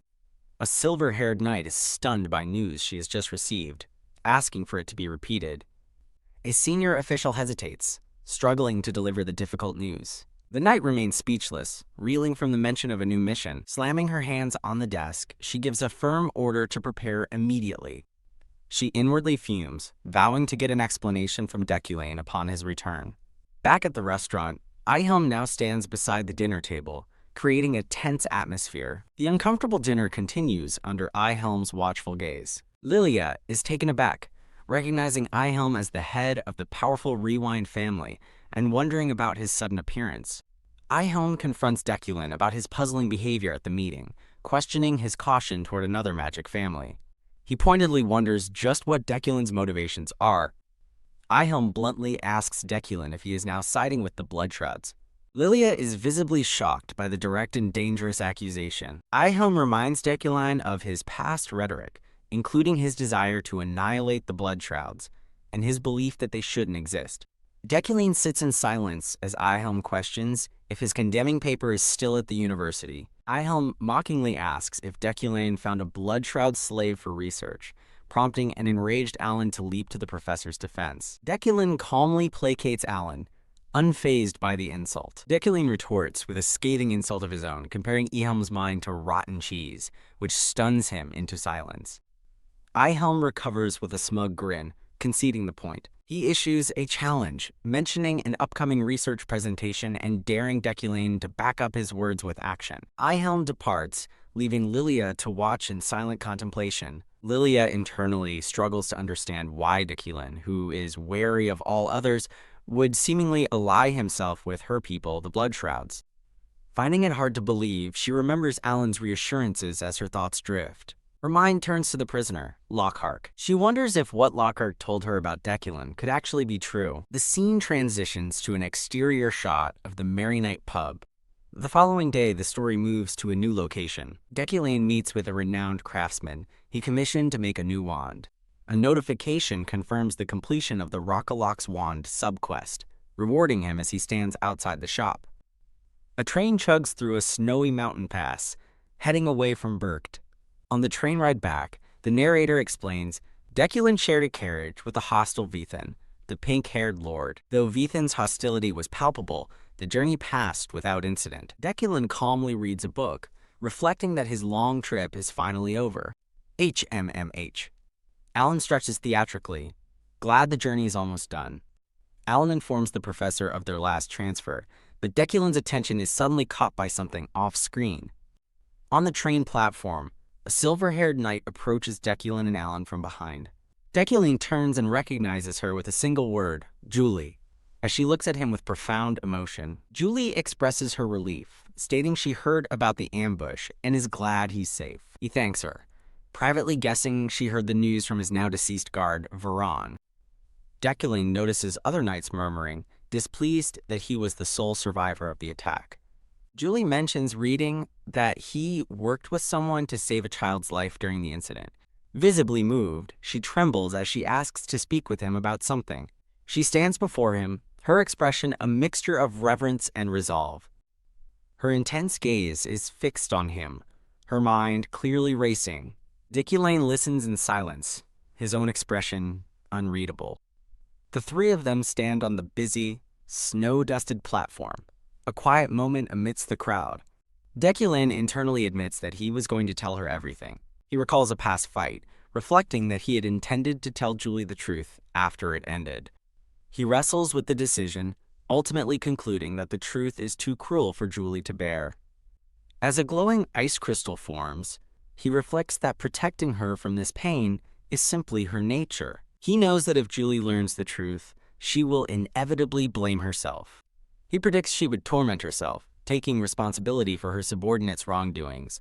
To spare her, he resolves to bear the scorn of others himself. A conductor shouts for all passengers, with tickets for the Empire-bound train to board. Deculane walks toward the train, leaving Julie and Alan behind on the platform.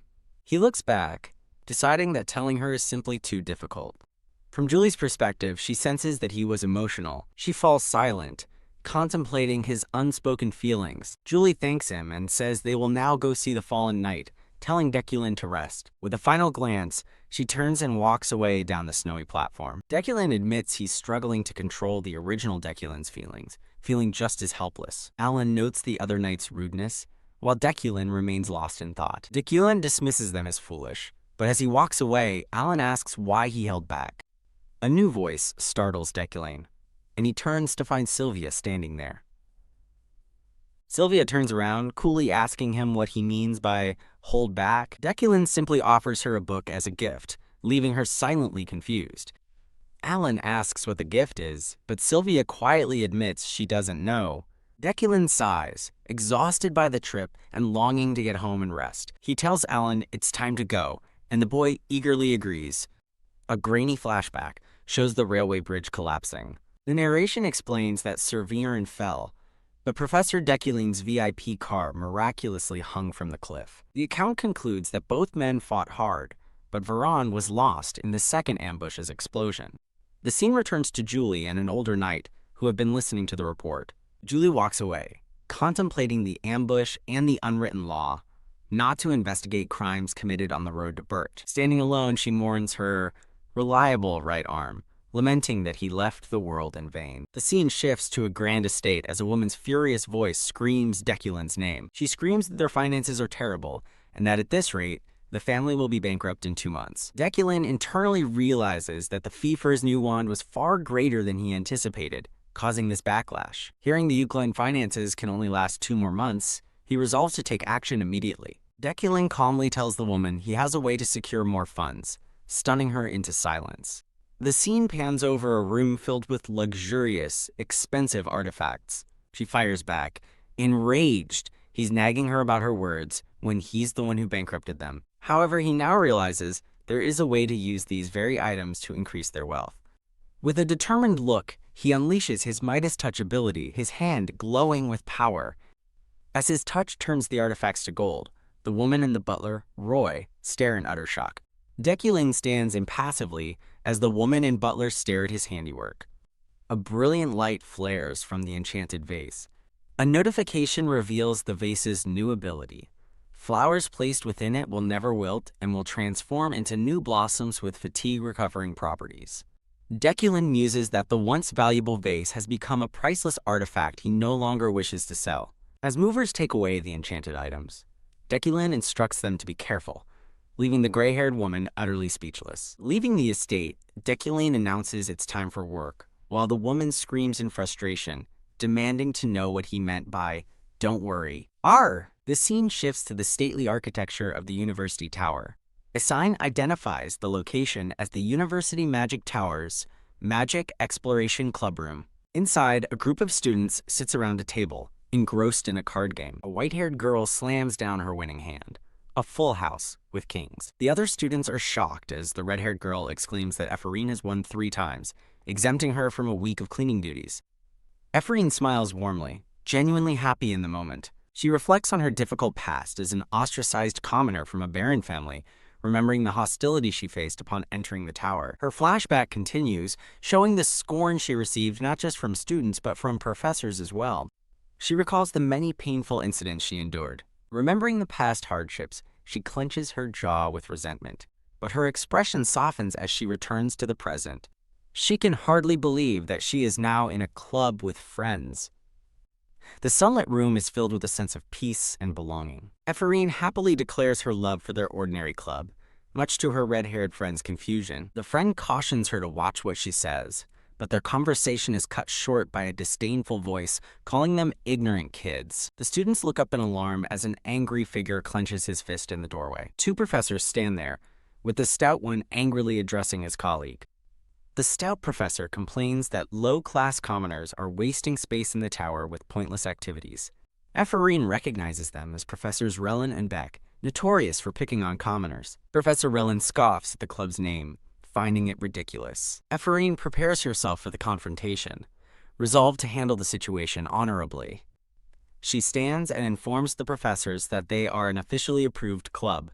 What enraged, Professor Relin demands to know who approved such a stupid club. He recognizes Ephraim, calling her the lowlife who was punished before. Ephraim's eyes blaze with fury at being called a lowlife again. Professor Relin scolds the arrogant brat for glaring at him. Her friend tries to calm her down as the professor orders her to avert her eyes. Relin confidently challenges her, certain that no professor would ever have approved their club. Ephraim's eyes widen in surprise as she notices a figure behind the professor. Professor Relin continues his rant, absolutely sure no one would approve their club.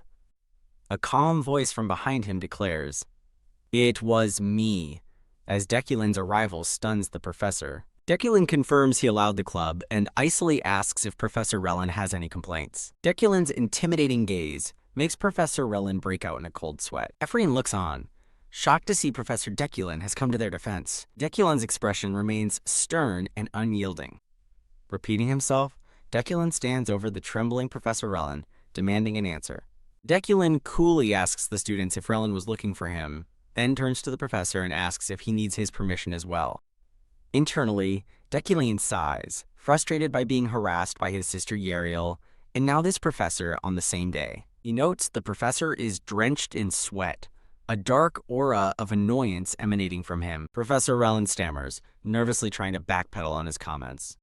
He quickly changes his tune, commenting on how empty the club room seems. He nervously suggests the students need better furniture and equipment, blaming his outburst on the room's sad state. Sweating profusely, Rellin vows to take full responsibility for upgrading the club room, as Deculin watches him in silence. Professor Rellin quickly agrees that the room is shabby, promising to personally oversee its renovation as Deculin sarcastically praises his kindness. As Deculin and Professor Beck depart, Professor Rellin offers them a deep, sycophantic bow. Deculin coldly remarks that those akin to cockroaches will always act like them. Announcing his departure, Deculin walks away with Professor Beck in tow. Left alone in the hallway, the other professor trembles with silent, humiliated rage. The scene shifts to a lecture hall, where students gossip about Deculin's long absence and his trip to Bert. Ephraim listens as her classmates discuss the crazy train incident reported in the Wizard's Journal. As students wonder what happened, Deculin slams his hand on the desk, demanding silence. He magically levitates a piece of chalk and formally begins his lecture. Deculin announces the day's topic: pure elements and magic interference. A magical diagram illustrates the concept of one mage interfering with another's magic. Announcing a practical test before the lecture, Deculin looks on as Alan brings in a box of magic stones. With a sharp snap of his fingers, he begins the exercise.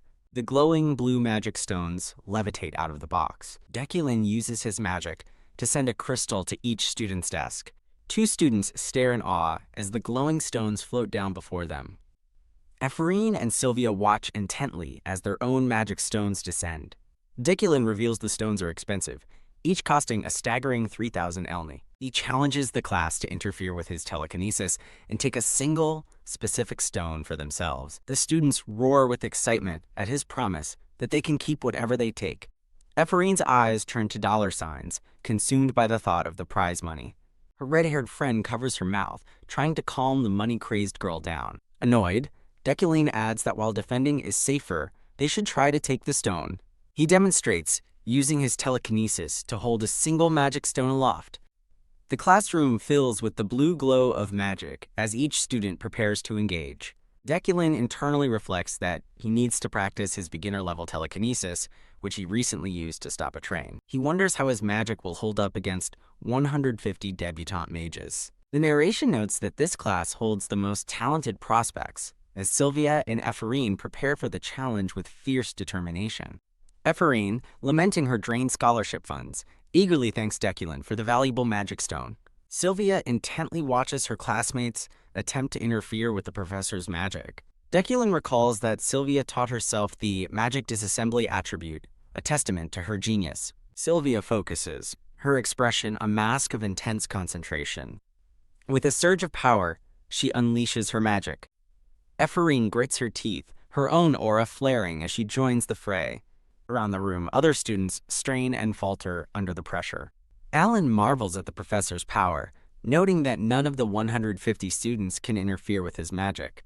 Deculin privately admits his own surprise that the debutantes are failing so badly, even to the point of getting nosebleeds. His concentration is suddenly broken as he senses a change in his telekinetic hold. Haha, exhausted, but triumphant, Sylvia successfully captures the magic stone.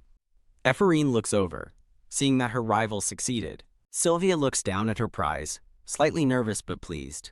Deculin congratulates Sylvia, acknowledging her as the first-place winner. Sylvia clenches her fist, her expression hardening with resolve. Deculin thinks to himself that he had predicted Sylvia would succeed. God. He asks if there's anyone else as the remaining students continue to struggle. Seeing no other immediate successes, Deculin prepares to end the exercise. Suddenly, someone exclaims that there is one more who has succeeded, startling Sylvia and Deculin. Heh? With a bloody nose and a crazed, triumphant grin, Ephraim clutches the crystal, having won her 3,000 elne. Sylvia stares at Ephraim in utter shock, a bead of sweat running down her face. UCK the rest of the students finally give up, collapsing in defeat. Bleg. As the failed students collapse from magical exhaustion, Deculin looks on with a simple command. Stop. He sighs, calling their performance pathetic before granting them a break to clean up the mess. The once eager students are now slumped over their desks in defeat throughout the large lecture hall. Her friend asks how she succeeded, and an exhausted Ephraim admits she nearly died, her tongue still numb. Still bleeding, Ephraim explains that she had a sudden epiphany, shocking her friend. As Sylvia listens from the back, Ephraim says she felt something inside her breakthrough while trying to overcome Deculin's magic. Sylvia finds this impossible, wondering how the lowest-ranked student could place second without special treatment. Her suspicion grows as she recalls seeing Deculin teaching Ephraim late, confirming the rumors must be true. Sylvia's expression hardens as she realizes Deculin must have lied to her. While Ephraim happily cherishes her prize, Sylvia silently fumes, wondering what's so great about the half-wit. Sylvia continues to stare, lost in thought. She dismisses her rival with a single, bitter thought: arrogant Ephraim. Deculin stands alone at the front of the now quiet classroom, preparing to resume his lecture. He explains that while they all tried magic interference, there was an easier method to stop his telekinesis. Looking toward Ephraim and Sylvia, he notes that the two who succeeded might already have an idea what it is. Deculin reveals the secret method: mana interference. He explains that, unlike simply blocking magic, mana interference involves understanding and disrupting an opponent's spell. A student notes the technique's major limitation: it only works if you already know the magic being cast. Deculin confirms its drawbacks, explaining that it's not highly recommended and that barriers or counterspells are usually more practical. He dismisses the risk, stating, "No pain, no gain," and declares they will learn it properly. The key to mana interference, he states, is identifying the magic circle's central circuit. His magic chalk illustrates how a central circuit's form depends on the spell's type and element. He concludes that one must figure out the opponent's central circuit to interfere with their magic. Surrounded by a powerful aura, Deculin prepares to teach them how to identify these circuits. He begins with a Stormblade All spell, noting that destructive magic always combusts from the inside out. As he moves on to support magic, the entire class furiously scribbles down notes. 2 hours pass as the intense lecture continues. Deculin glances at the grandfather clock before continuing. Tiesk, announcing that time is up, he tells the students to figure out the rest on their own since they wasted his time. He warns them to remember the day's lesson for the upcoming midterms and a practical exam. With a simple goodbye, he turns to leave as 2 students watch in disbelief. The students begin to murmur, complaining about the professor leaving without finishing his lesson. While her friend stretches and complains, Ephraim quietly agrees, still processing the day's events. Ephraim smiles to herself, feeling she had a true, though indescribable, epiphany. A disdainful voice calls out to Ephraim, the representative of commoners. She turns to see Beck, the arrogant student from her club, looking down on her with a smirk. Ephraim's red-haired friend immediately jumps to her defense, demanding to know why Beck is starting trouble again. She accuses him of bringing Professor Rellin before and constantly looking for a fight. Beck sneers that commoners are showing off too much, then demands Ephraim explain how she jumped from last place to second. Ephraim tries to brush him off, deciding she doesn't need to explain anything to him. Beck cruelly accuses her of bribing the professor, since a poor commoner couldn't have done it otherwise. Ephraim jolts to her feet, shocked and enraged by his accusation. Beck smugly insists it's true, claiming everyone knows she gets private lessons from Professor Deculin. As Sylvia looks on with a pained expression, Beck's taunts continue, though Ephraim yells back that she never had private lessons. Beck calls her a half-wit and demands to know how she improved so suddenly without proper academy training. He mockingly suggests Deculin went easy on her, gifting her the expensive mana stone out of pity. He continues his cruel taunts, reminding her that she has no home or parents. Ephraim's fury boils over as green energy erupts around her, warning him to say one more word. The two glare at each other, poised for a fight. As the confrontation escalates, Sylvia watches with concern before reaching out and grabbing Beck's sleeve to stop him. Her red-haired friend grabs Ephraim's arm, urging her to let it go.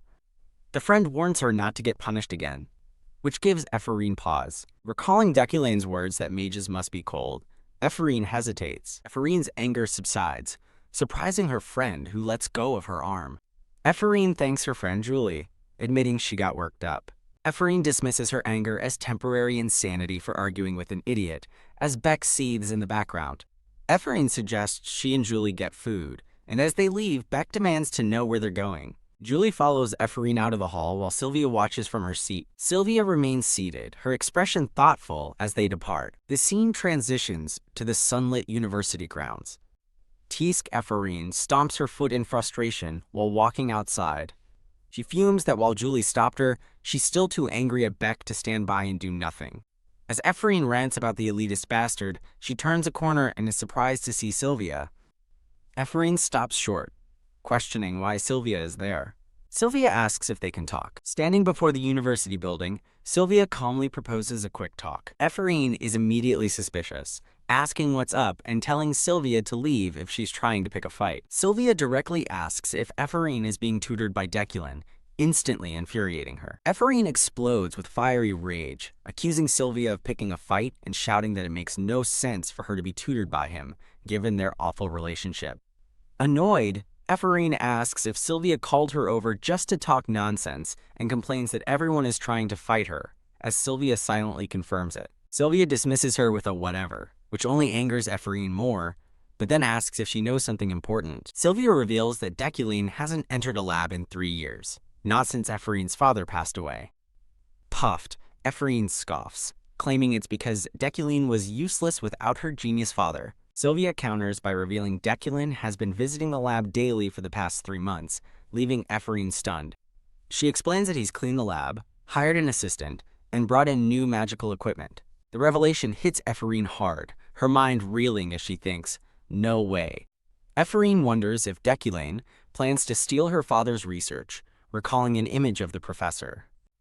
She tries to reassure herself, believing Deculin is incapable of continuing the research on his own.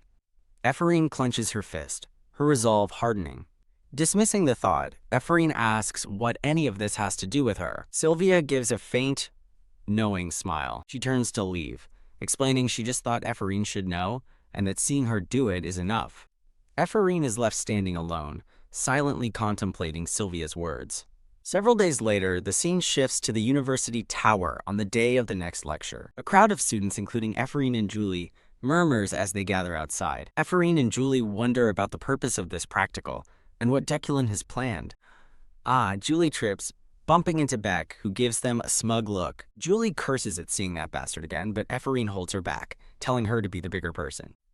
Professor Deculin arrives, demanding silence and announcing the start of the lecture. He informs the class that this is their final practical exercise before midterms. With a snap of his fingers, he begins the test. Strange, white magical constructs float through the air. Looking down at the massive crowd, Deculin declares that today's lecture will be a public practical. Ephraim and Julie are awestruck by the sheer number of people gathered to watch. Deculin explains that they will all demonstrate magic combat in front of the spectators. As an illustration depicts a magical duel, he specifies they must use at least 3 forms of pure elemental magic. He clarifies that victory is irrelevant.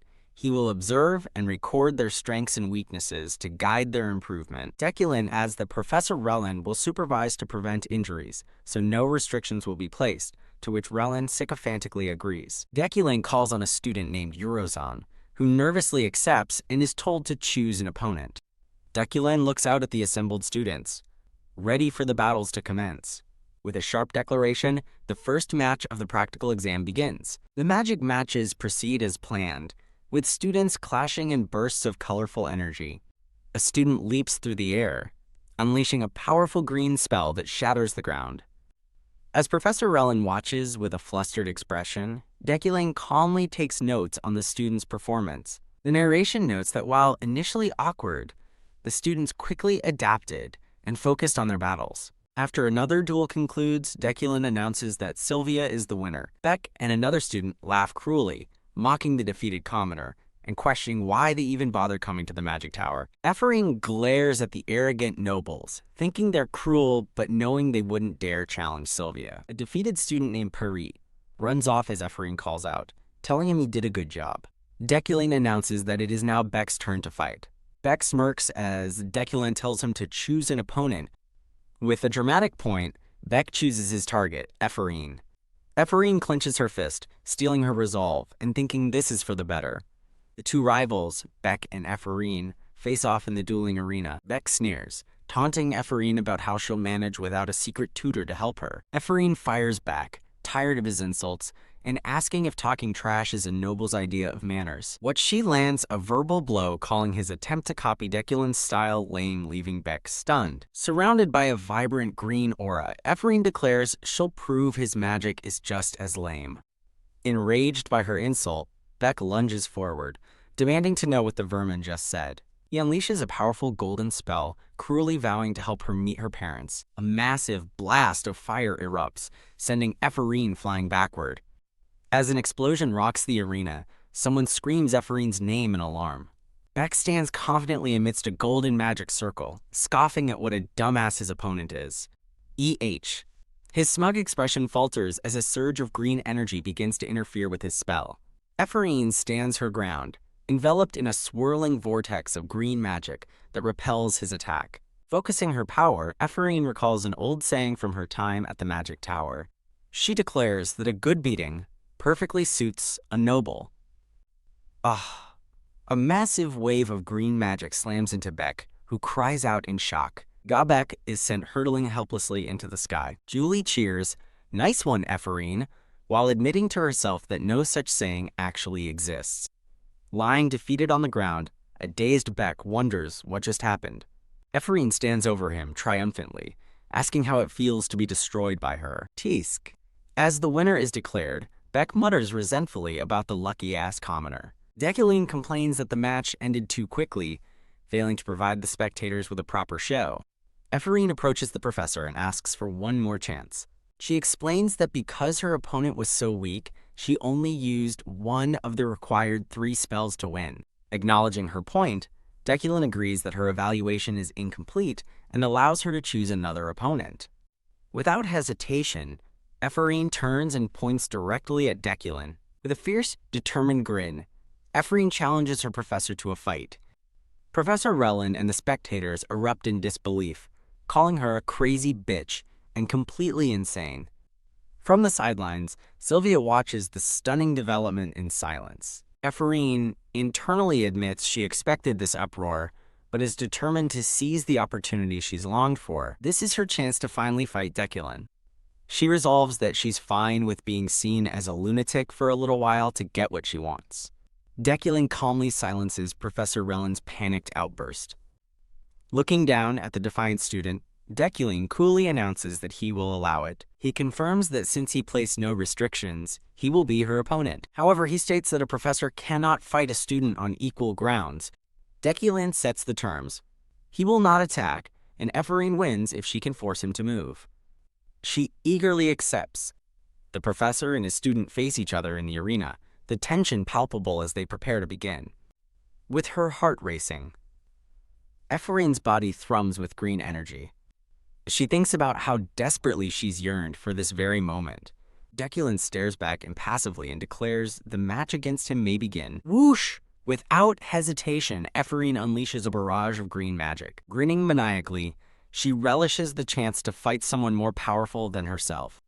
As her magic swirls around the unmoving professor, she admits the match is reckless. But she intends to use this once-in-a-lifetime opportunity to finally gauge the immense gap between herself and Deculin. She resolves to measure the strength of the man she will one day defeat. Ha! With a fierce cry, Ephraim channels her full power. A complex, multi-layered magic circle of fire and nature energy materializes. Deculin watches with a faint, intrigued smile, thinking, "Oh ho!" A massive torrent of fire erupts from her spell, rushing toward the professor. Declaring she can do more, Ephraim channels the element of earth into her attack. A colossal, flaming meteor of rock hurtles toward Deculin. Professor Relin watches from the sidelines, sweating and speechless with shock. From the crowd, a stunned Sylvia can only whisper, "Wow." Ephraim looks on in awe at the power she's just unleashed. Crack! The molten rock begins to fissure and break apart mid-air. Kaboom! Her powerful spell disintegrates harmlessly before it even reaches Deculin, who remains perfectly still. Ugh! Ephraim grunts, clutching her side in frustration. She immediately launches another attack, firing a series of projectile strikes at him. Deculin, his hair now tinged green, calmly tells her she has a habit when casting magic. He explains her habit grows more prominent with large-scale magic, revealing he used magic interference again, which horrifies her. Enraged, Ephraim prepares to cast another spell to overcome his defense. She stumbles suddenly, realizing, with a jolt, that something is terribly wrong. Panicked, she discovers her magic won't activate, and wonders if he tampered with her magic circuit. Deculine coldly informs her she can no longer use magic in front of him, leaving her to realize he's disabled her ability entirely. Though her magic is sealed, Ephraim glares with fierce determination, thinking, however, she shouts that the magic combat isn't over yet. With a sharp pivot, she abandons magic and charges directly at him. Yelling that she's more confident in hand-to-hand combat, she throws a desperate punch. Her attack is stopped cold, as Deculine effortlessly catches her fist. With a simple flick of his wrist, he sends her flying high into the air. Crash. She hits the ground hard as Deculine sighs. Ugh. Clearly unimpressed by her physical attack, Deculine internally praises her effective combination of wind and fire magic. He also notes her clever use of the earth element to create a dust explosion. He concludes that her raw magic sense is incredible. However, he observes that great sense means nothing without the dexterity to control the elements as she struggles on the ground. He knows the one thing that makes her powerful magic possible is her unique talent, her vessel. He thinks about her bracelet, which grants her the ability to use all elements, a power anyone would covet. He muses that the original Deculine would have been both unsettled and jealous of her potential. Standing over the defeated Ephraim, he declares that the result is unfortunately clear. Looking down at her, he offers a surprising compliment. It wasn't bad. Ephraim stares up at him, her eyes wide with shock at his unexpected words. Deculine announces the end of the public practical, instructing the students to prepare for their midterms. Students in the crowd murmur about his unexpected praise, but agree Ephraim did well, especially compared to her boring match with Beck. A sullen Beck overhears them, silently acknowledging that his match was indeed a snooze. Ephraim smiles, a quiet sense of pride blooming as she wonders if she finally got acknowledged. Her friends rush over, cheering that she was cool and calling her their pride. On a sunny dock, a woman in a pirate hat spots an approaching ship and announces their arrival. Oof. A gray-haired boy leaps down the dock stairs, cheerfully greeting his friends Leo and Carlos. A woman named Ganesha, wearing a pirate hat, enthusiastically welcomes a girl named Leah, asking if she was missed. The new girl, with long dark hair, is formally introduced as Yuria. In a boisterous scene on the docks, a captain playfully roughs up a smaller crewmate, who complains it's child abuse. Yuria looks down, disheartened and silent, as someone apologizes off-screen. The scene shifts to a flashback, where a modern woman is startled by a blinding light next to her car. The brilliant light completely engulfs her vision. She awakens with a jolt, finding herself in Yuria's body, leaning against a tree in a sunlit forest. Nearby, Ganesha's adventuring party watches her, with one member complaining about Deculine hiring a child and refusing the job. Ganesha approaches Yuria, who sits near a beaten crewmate, and introduces herself, asking if she is Rhea. Surrounded by nature, Yuria recognizes Ganesha and the Red Garnet adventurers, realizing she's been transported into the game. With newfound resolve, she looks up and confirms her identity in this new world. She is Yuria. Back on the docks, Ganesha shouts at Leo and Carlos to stop running as they joyfully sprint ahead of her and Yuria. The narration identifies Ganesha as the world's best adventurer, as she stands confidently. Yuria realizes her best chance for survival is to stick close to the powerful adventurer. Her expression hardens with determination. She must survive and find a way to return home. The scene transitions to a grand, stately manor under a clear blue sky. Inside, Deculine looks at a newly arrived box, announcing its arrival. He opens the box to reveal an ornate, glowing, purple magic wand. A system window displays the item's details. Loclock's Eucline wand, a dedicated weapon for Deculine that stores mana and enhances magic. Admiring the wand's beauty, Deculine's aesthetic sense and the wand's iron wood material traits are revealed through system notifications. More notifications detail the wand's powers. Automatic learning to improve magic efficiency and aesthetic item to match the user's outfit. Deculine holds the wand, impressed that it possesses a rare item trait. A final notification details his Eucline's bloodline power to exorcise demons. He reflects that the wand's incredible quality makes it worth far more than its high price. Knock knock. A butler named Roy announces dinner is ready, and Deculine agrees to come down. A table is laden with a luxurious feast, including lobster and fine desserts.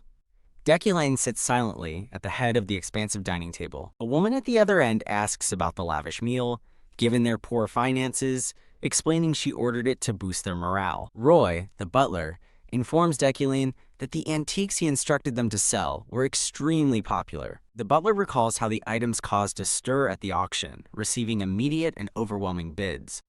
Roy joyfully recounts that he and the lady felt like they were dreaming, as they now have enough funds to secure the estate for years. Roy presents the meal as a token of the lady's gratitude for his help. His sister looks at him with teary-eyed relief, simply saying, "It's good." Deculine acknowledges her gratitude with a simple, "so you know." The three of them sit in the vast, opulent dining hall, sharing a formal meal.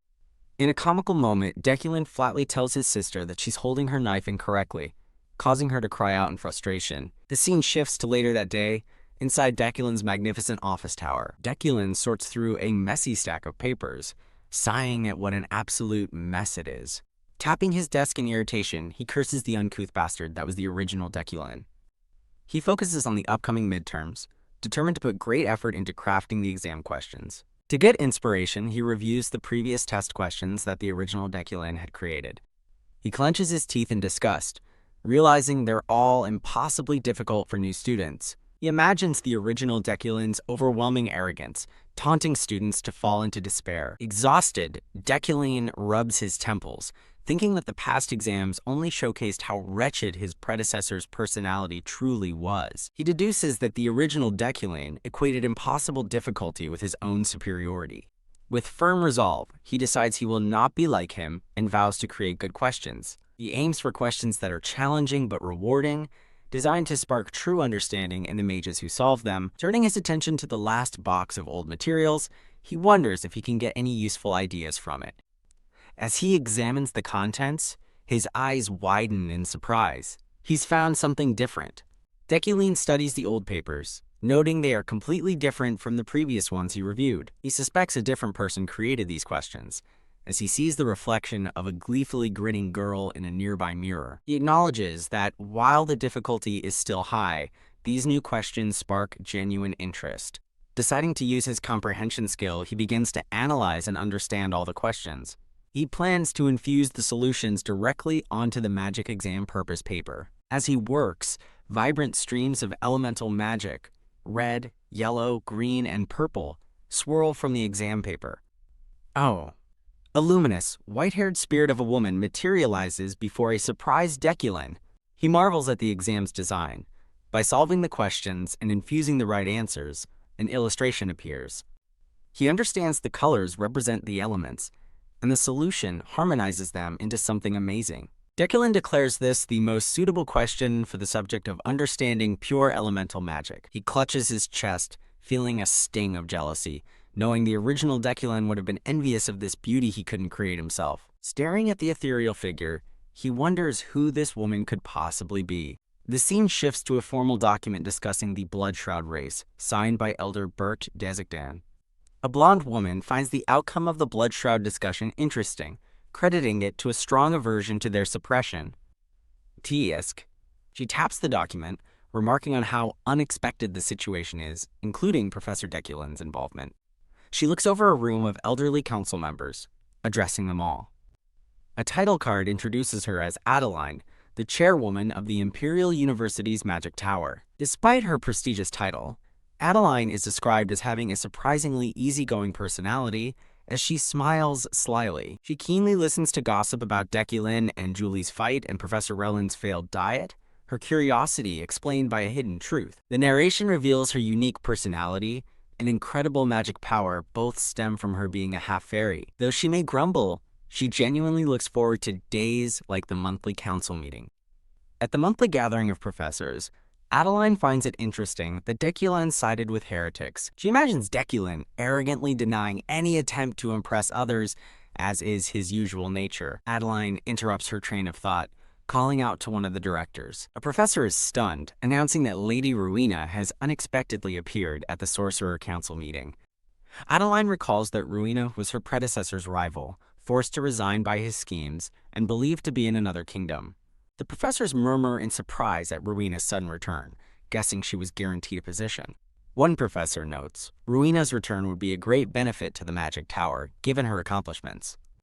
Considering Deculin's recent actions, Adeline muses that while he isn't a bad chief professor, a change could be interesting. A professor eagerly agrees, saying they'll consider bringing Ruina back. Adeline abruptly ends the meeting, reminding the professors to hurry and submit their exams, sending them scrambling. Alone now, Adeline sips her drink and thinks that Deculin has been acting a bit off lately. She reflects on the brilliant test he submitted, suspecting he didn't create it alone and deciding to mess with him. With a mischievous grin, she considers the chaos that would ensue if his arch-rival, Ruina, also returned. She squeals with delight, giddy at the thought of how much fun the ensuing drama would be. A few days later, on the day of the midterm exam, the sun shines brightly on the Magic Tower. Inside the lecture hall, students buzz with confusion, finding the rumors of Deculin's bizarre test to be unreal. The assistant professor calms the crowd, acknowledging their confusion but confirming the strange test format is exactly as described. He announces that the midterm for understanding pure elemental magic will span 10 days, ending at midnight on the final Sunday. He explains that students will test in individual rooms, but are free to leave for other exams, to eat or sleep, as long as the papers stay inside. He emphasizes that it is indeed an open book exam. Sylvia and another student complain about the 10-day open book exam, stressing over how hard it must be and griping that Deculin never does anything normal. The assistant adds one last message from the professor. A full mark score earns a letter of recommendation from him as chief professor. Deculin's imposing figure is shown, representing the weight of his promise. A wave of shock ripples through the students. The students erupt in excitement, understanding the huge value of a recommendation from the chief professor.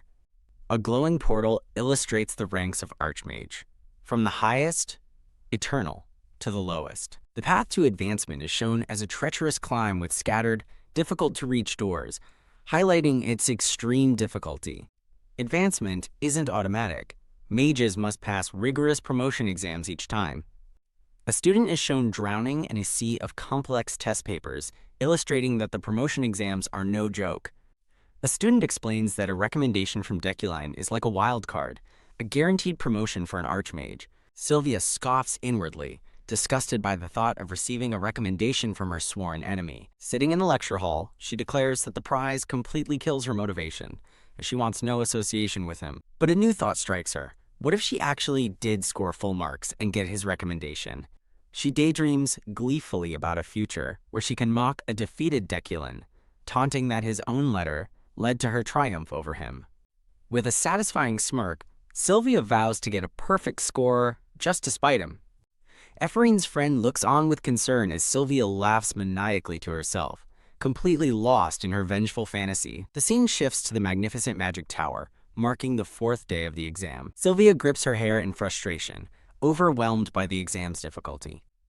Exhausted at her desk, she laments that after hours of work, the difficulty only spikes with each new question. Despite her struggle, she admits to herself that the questions are absolutely brilliant. She reflects that, while the process is painful, the moment of understanding brings a unique sense of realization, making her question if Deculin truly made the test. Clenching her pen, she realizes she can't stop, agonizingly drawn in by the joy of each new discovery.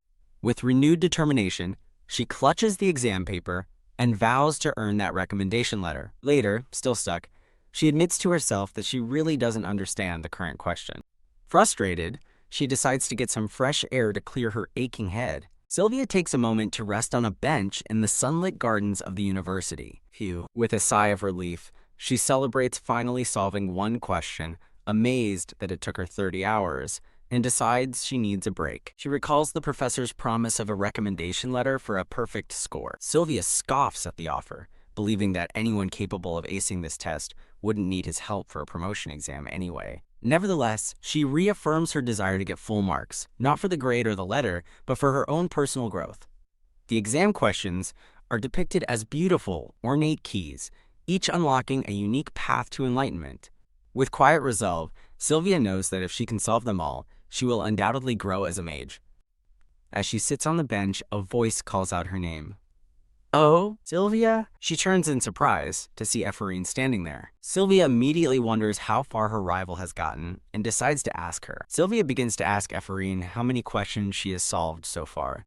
A silent, tense moment passes between the two rivals in the quiet garden. Sylvia calmly states that she is currently working on question number 8. Ephraim reacts with shock, asking if she's really on number 8 already, to which Sylvia clarifies she's still working on it. Trying to save face, Ephraim admits that's still fast, claiming she's stuck back on number 7. Sylvia gives her a sidelong glance, suspiciously wondering if Ephraim is lying about her progress. Ephraim, with her arms crossed, tells herself to focus on the test and not worry about Sylvia's progress. As Sylvia gets up, Ephraim asks if she's leaving because of her, but Sylvia simply replies that she was just taking a break. The scene transitions to the tower at night, as the students continue to toil away at their exams.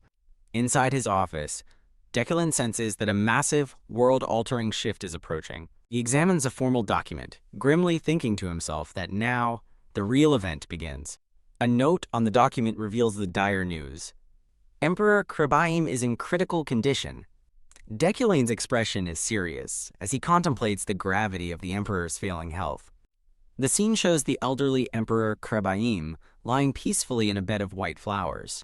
The Emperor was known for his balanced rule, avoiding hostility towards the Blood Shrouds and harmonizing divine and imperial power. Deculane identifies the Emperor's heir, a red-haired woman with a crown, as the most problematic successor. The red-haired heir looms like a shadow, radiating a powerful and sinister red energy. A thought bubble declares that the world is on the verge of a big change. The sun sets over the magic tower, signaling the end of the long exam period.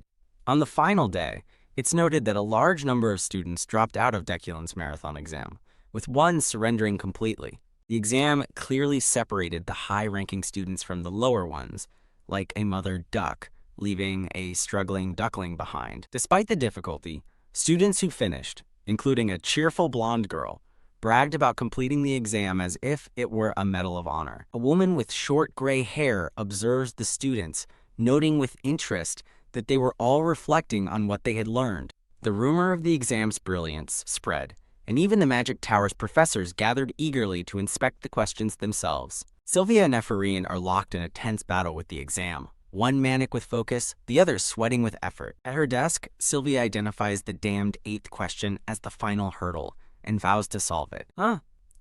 As she tries to focus harder, she's suddenly shocked by an unexpected realization. A brilliant golden light erupts from one of the testing rooms, startling the assistant professor. The assistant rushes to Deculane, announcing that one of the students has solved the last question. Deculane isn't surprised, thinking to himself that he knew it would be her. Click. The doorknob turns as he prepares to enter the room of the triumphant student. Deculane opens the door, stepping into the room where the student waits. He offers his congratulations, stating that he knew she would be the one to solve it. The student who succeeded is Ephraim, who turns to face him, bathed in a soft magical light. Deculane watches as Ephraim is lifted into the air, surrounded by beautiful, swirling vortexes of golden magic. Her magical solution is described as a cascade of bright colors filled with elemental power. The light itself evokes warmth and hope, like dazzling stars shining in the dark. Holding the raw, manifested magic of her answer, Deculane declares it a true masterpiece. He reflects that though he created the questions, he was unable to manifest this beauty due to his own limits. A message reveals a hidden element within the question, the spirit of a man named Kim Woojin. A flashback shows Kim Woojin, who dreamed of being an artist but lacked talent, yet yearned to move people. This untalented but passionate artist, Kim Woojin, continued to pursue his dream. The exam question fused his dream with Deculane's own aesthetic sense. Deculane understands that the beautiful result came from the combined passions of his and Kim Woojin's souls. He looks at Ephraim and offers a simple, sincere, "Well done," as she wipes away a tear. Startled but grateful, Ephraim thanks him for the acknowledgement. She turns and walks away, a silent moment of understanding passing between them. Deculane's hand clenches slightly as he admits to himself that he also wanted to thank her. Alone in her room, Ephraim conjures the beautiful, swirling magic of her solution once more. She recalls the sinister, smiling faces of her family, pressuring her to become an archmage because of her incredible talent. The weight of her family's legacy, family of archmages, bears down on her. With quiet determination, Ephraim simply says, "No," rejecting their imposed destiny. Meanwhile, the assistant professor enters Sylvia's room, announcing that time is up. Sylvia offers a sad, knowing smile admitting that it's a shame she couldn't finish. The assistant consoles her, praising her for being one of only 2 students to attempt the final question. She then asks about her rival, Sylvia, and if she managed to solve everything. Hearing the implied success, Sylvia calls her rival a monster and admits that she's jealous. Sylvia's expression shifts as a new thought strikes her. She realizes that somewhere during the grueling exam, her vengeful thoughts about Deculine had completely vanished. All that remained was her pure desire for knowledge and her inquisitiveness as a mage. Though the exam is finished, she points out that the question is still here, puzzling the assistant. With new resolve, Sylvia declares to the surprised assistant that she is going to solve it anyway. She lets out a genuinely happy laugh, filled with determination. The assistant professor smiles, understanding her passion. He wishes her good luck as she recommits to her goal with a firm yes. Later, an utterly exhausted Sylvia trudges across the university grounds alone. She sighs, weary from the marathon exam and frustrated she couldn't feel the accomplishment of finishing. She knows what's waiting for her at the end of this difficult path, a door covered in hateful graffiti and a cold, lonely room. Suddenly a voice calls out her name, and Sylvia looks up, startled. Ta-da! Her 3 friends appear, surprising her with their cheerful arrival. The pink-haired girl declares it's tradition to unwind after an exam and invites her to get something delicious to eat. Overwhelmed by their kindness, Sylvia thinks of her sister Julie and begins to cry. Her friends gather around in concern, asking what's wrong and if the test was really that hard. Ephraim, the red-haired girl, smiles warmly while enjoying time with her friends. Her friends playfully declare that since Effie is the reason they are out so late, she should be the one to pay. Elsewhere, Sylvia panics, denying she said anything of the sort and calling out to her friend Julie. Several days later, a brilliant flash of light marks a shift in time. In her room, Ephraim once again conjures the spectacular magic that was the solution to her exam. She gazes at her creation in awe, murmuring how beautiful it is. A voice from outside asks if Ephraim is ready. Recognizing Julie's voice, she says she'll be out soon. Sitting at an outdoor cafe, Julie and Ephraim look forward to their upcoming trip, enjoying the relaxing day.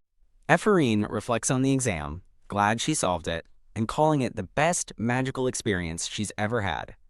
Julie snaps Ephraim out of her thoughts, asking if she's heard the news. She clarifies it's about Professor Deculine, saying things have gotten crazy because of his exam, and Ephraim asks what she means. Swoosh! Julie dramatically explains that Professor Deculine was summoned to the floating island. Ephraim is shocked by the mention of the legendary floating island. The magnificent floating island is shown, an eternal city soaring 1,500 meters above the ground. It is described as a pioneering location that holds the world's knowledge and is independent of terrestrial systems. On the island, 2 mages discuss Deculine's exam, marveling that it presents a completely new way of experiencing magic. As praise for Deculine's exam spread, he became a hot topic on the floating island. He was formally invited to the floating island to give a special lecture on his test paper's solution. Deculine stands at a lectern in a grand hall, holding the exam paper. He muses that his exam paper has garnered far more interest than he ever imagined.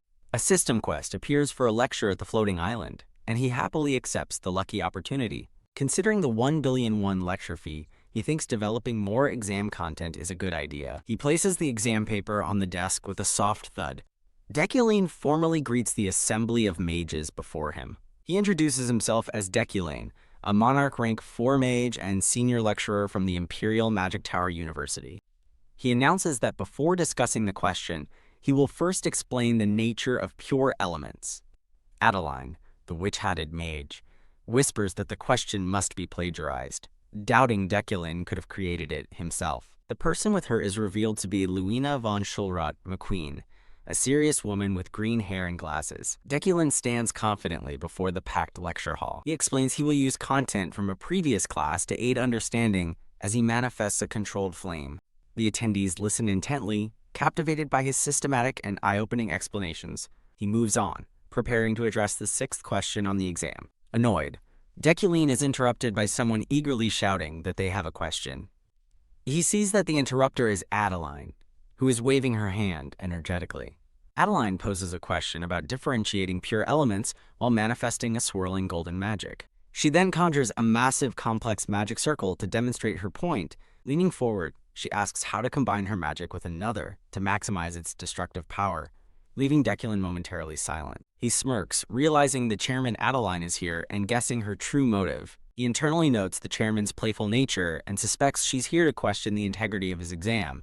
Deciding to play along, Deculin says he has a solution for her. He effortlessly casts a complex blue magic circle, shocking Adeline. He simply tells her to add a central circuit, leaving her stunned and stammering her thanks. As Adeline barrages him with more questions, Deculin repeatedly gives the same simple answer. You can use a central circuit. Visibly flustered and outmatched, Adeline finally falls silent. Noting he has only 10 minutes left, Deculin announces he'll skip explaining the final question due to time spent answering questions. Instead, he raises his hand and declares he will ask one final question of the audience. His gaze sweeps over the hall, landing on Luina and Adeline in the front row. Luina rises to her feet, prepared to speak. Deculin addresses Luina directly, asking her to explain what she means. Luina calmly replies that she is curious if he himself wrote the 8th question. The audience murmurs in confusion, questioning if Luina's accusation of plagiarism could possibly be true. Deculin remains composed, acknowledging that it's common for mages to be inspired by others' concepts. He takes a sharp breath, preparing to deliver a powerful counterpoint. Wham! A massive, brilliant torrent of golden and blue magic erupts from him, overwhelming the entire hall. The mages are stunned into silence by the sheer scale and beauty of his power. Bathed in the glow of his creation, Deculin proudly declares that all of this is his own. The audience marvels at the beautiful, amazing spectacle. As Deculin explains, this impromptu magic is different from question 8. He then turns his attention pointedly back to Luina and Adeline. Deculin confidently asks Professor Luina if his demonstration is a sufficient answer to her question. Speechless and humiliated, Luina can only grit her teeth in response to his overwhelming proof. Having proven his point, Deculin calmly announces the end of the lecture. He walks with purpose through the grand, sunlit hall, leaving the silenced assembly behind. As he leaves, he reflects that he and Luina are fated to be rivals, and though today was uneventful, trouble will surely come soon. Peeking from behind a column, a man with a bruised face sighs, remarking that Deculin is surrounded by haters. Suddenly, Deculin stops, his attention caught by a cloaked figure lying on the floor. He looks closer, wondering who this person is and why she seems so familiar. The figure, a woman with dark hair, glares up at him with undisguised contempt. Deculin breaks into a nervous sweat, wondering why this stranger is looking at him with such disgust.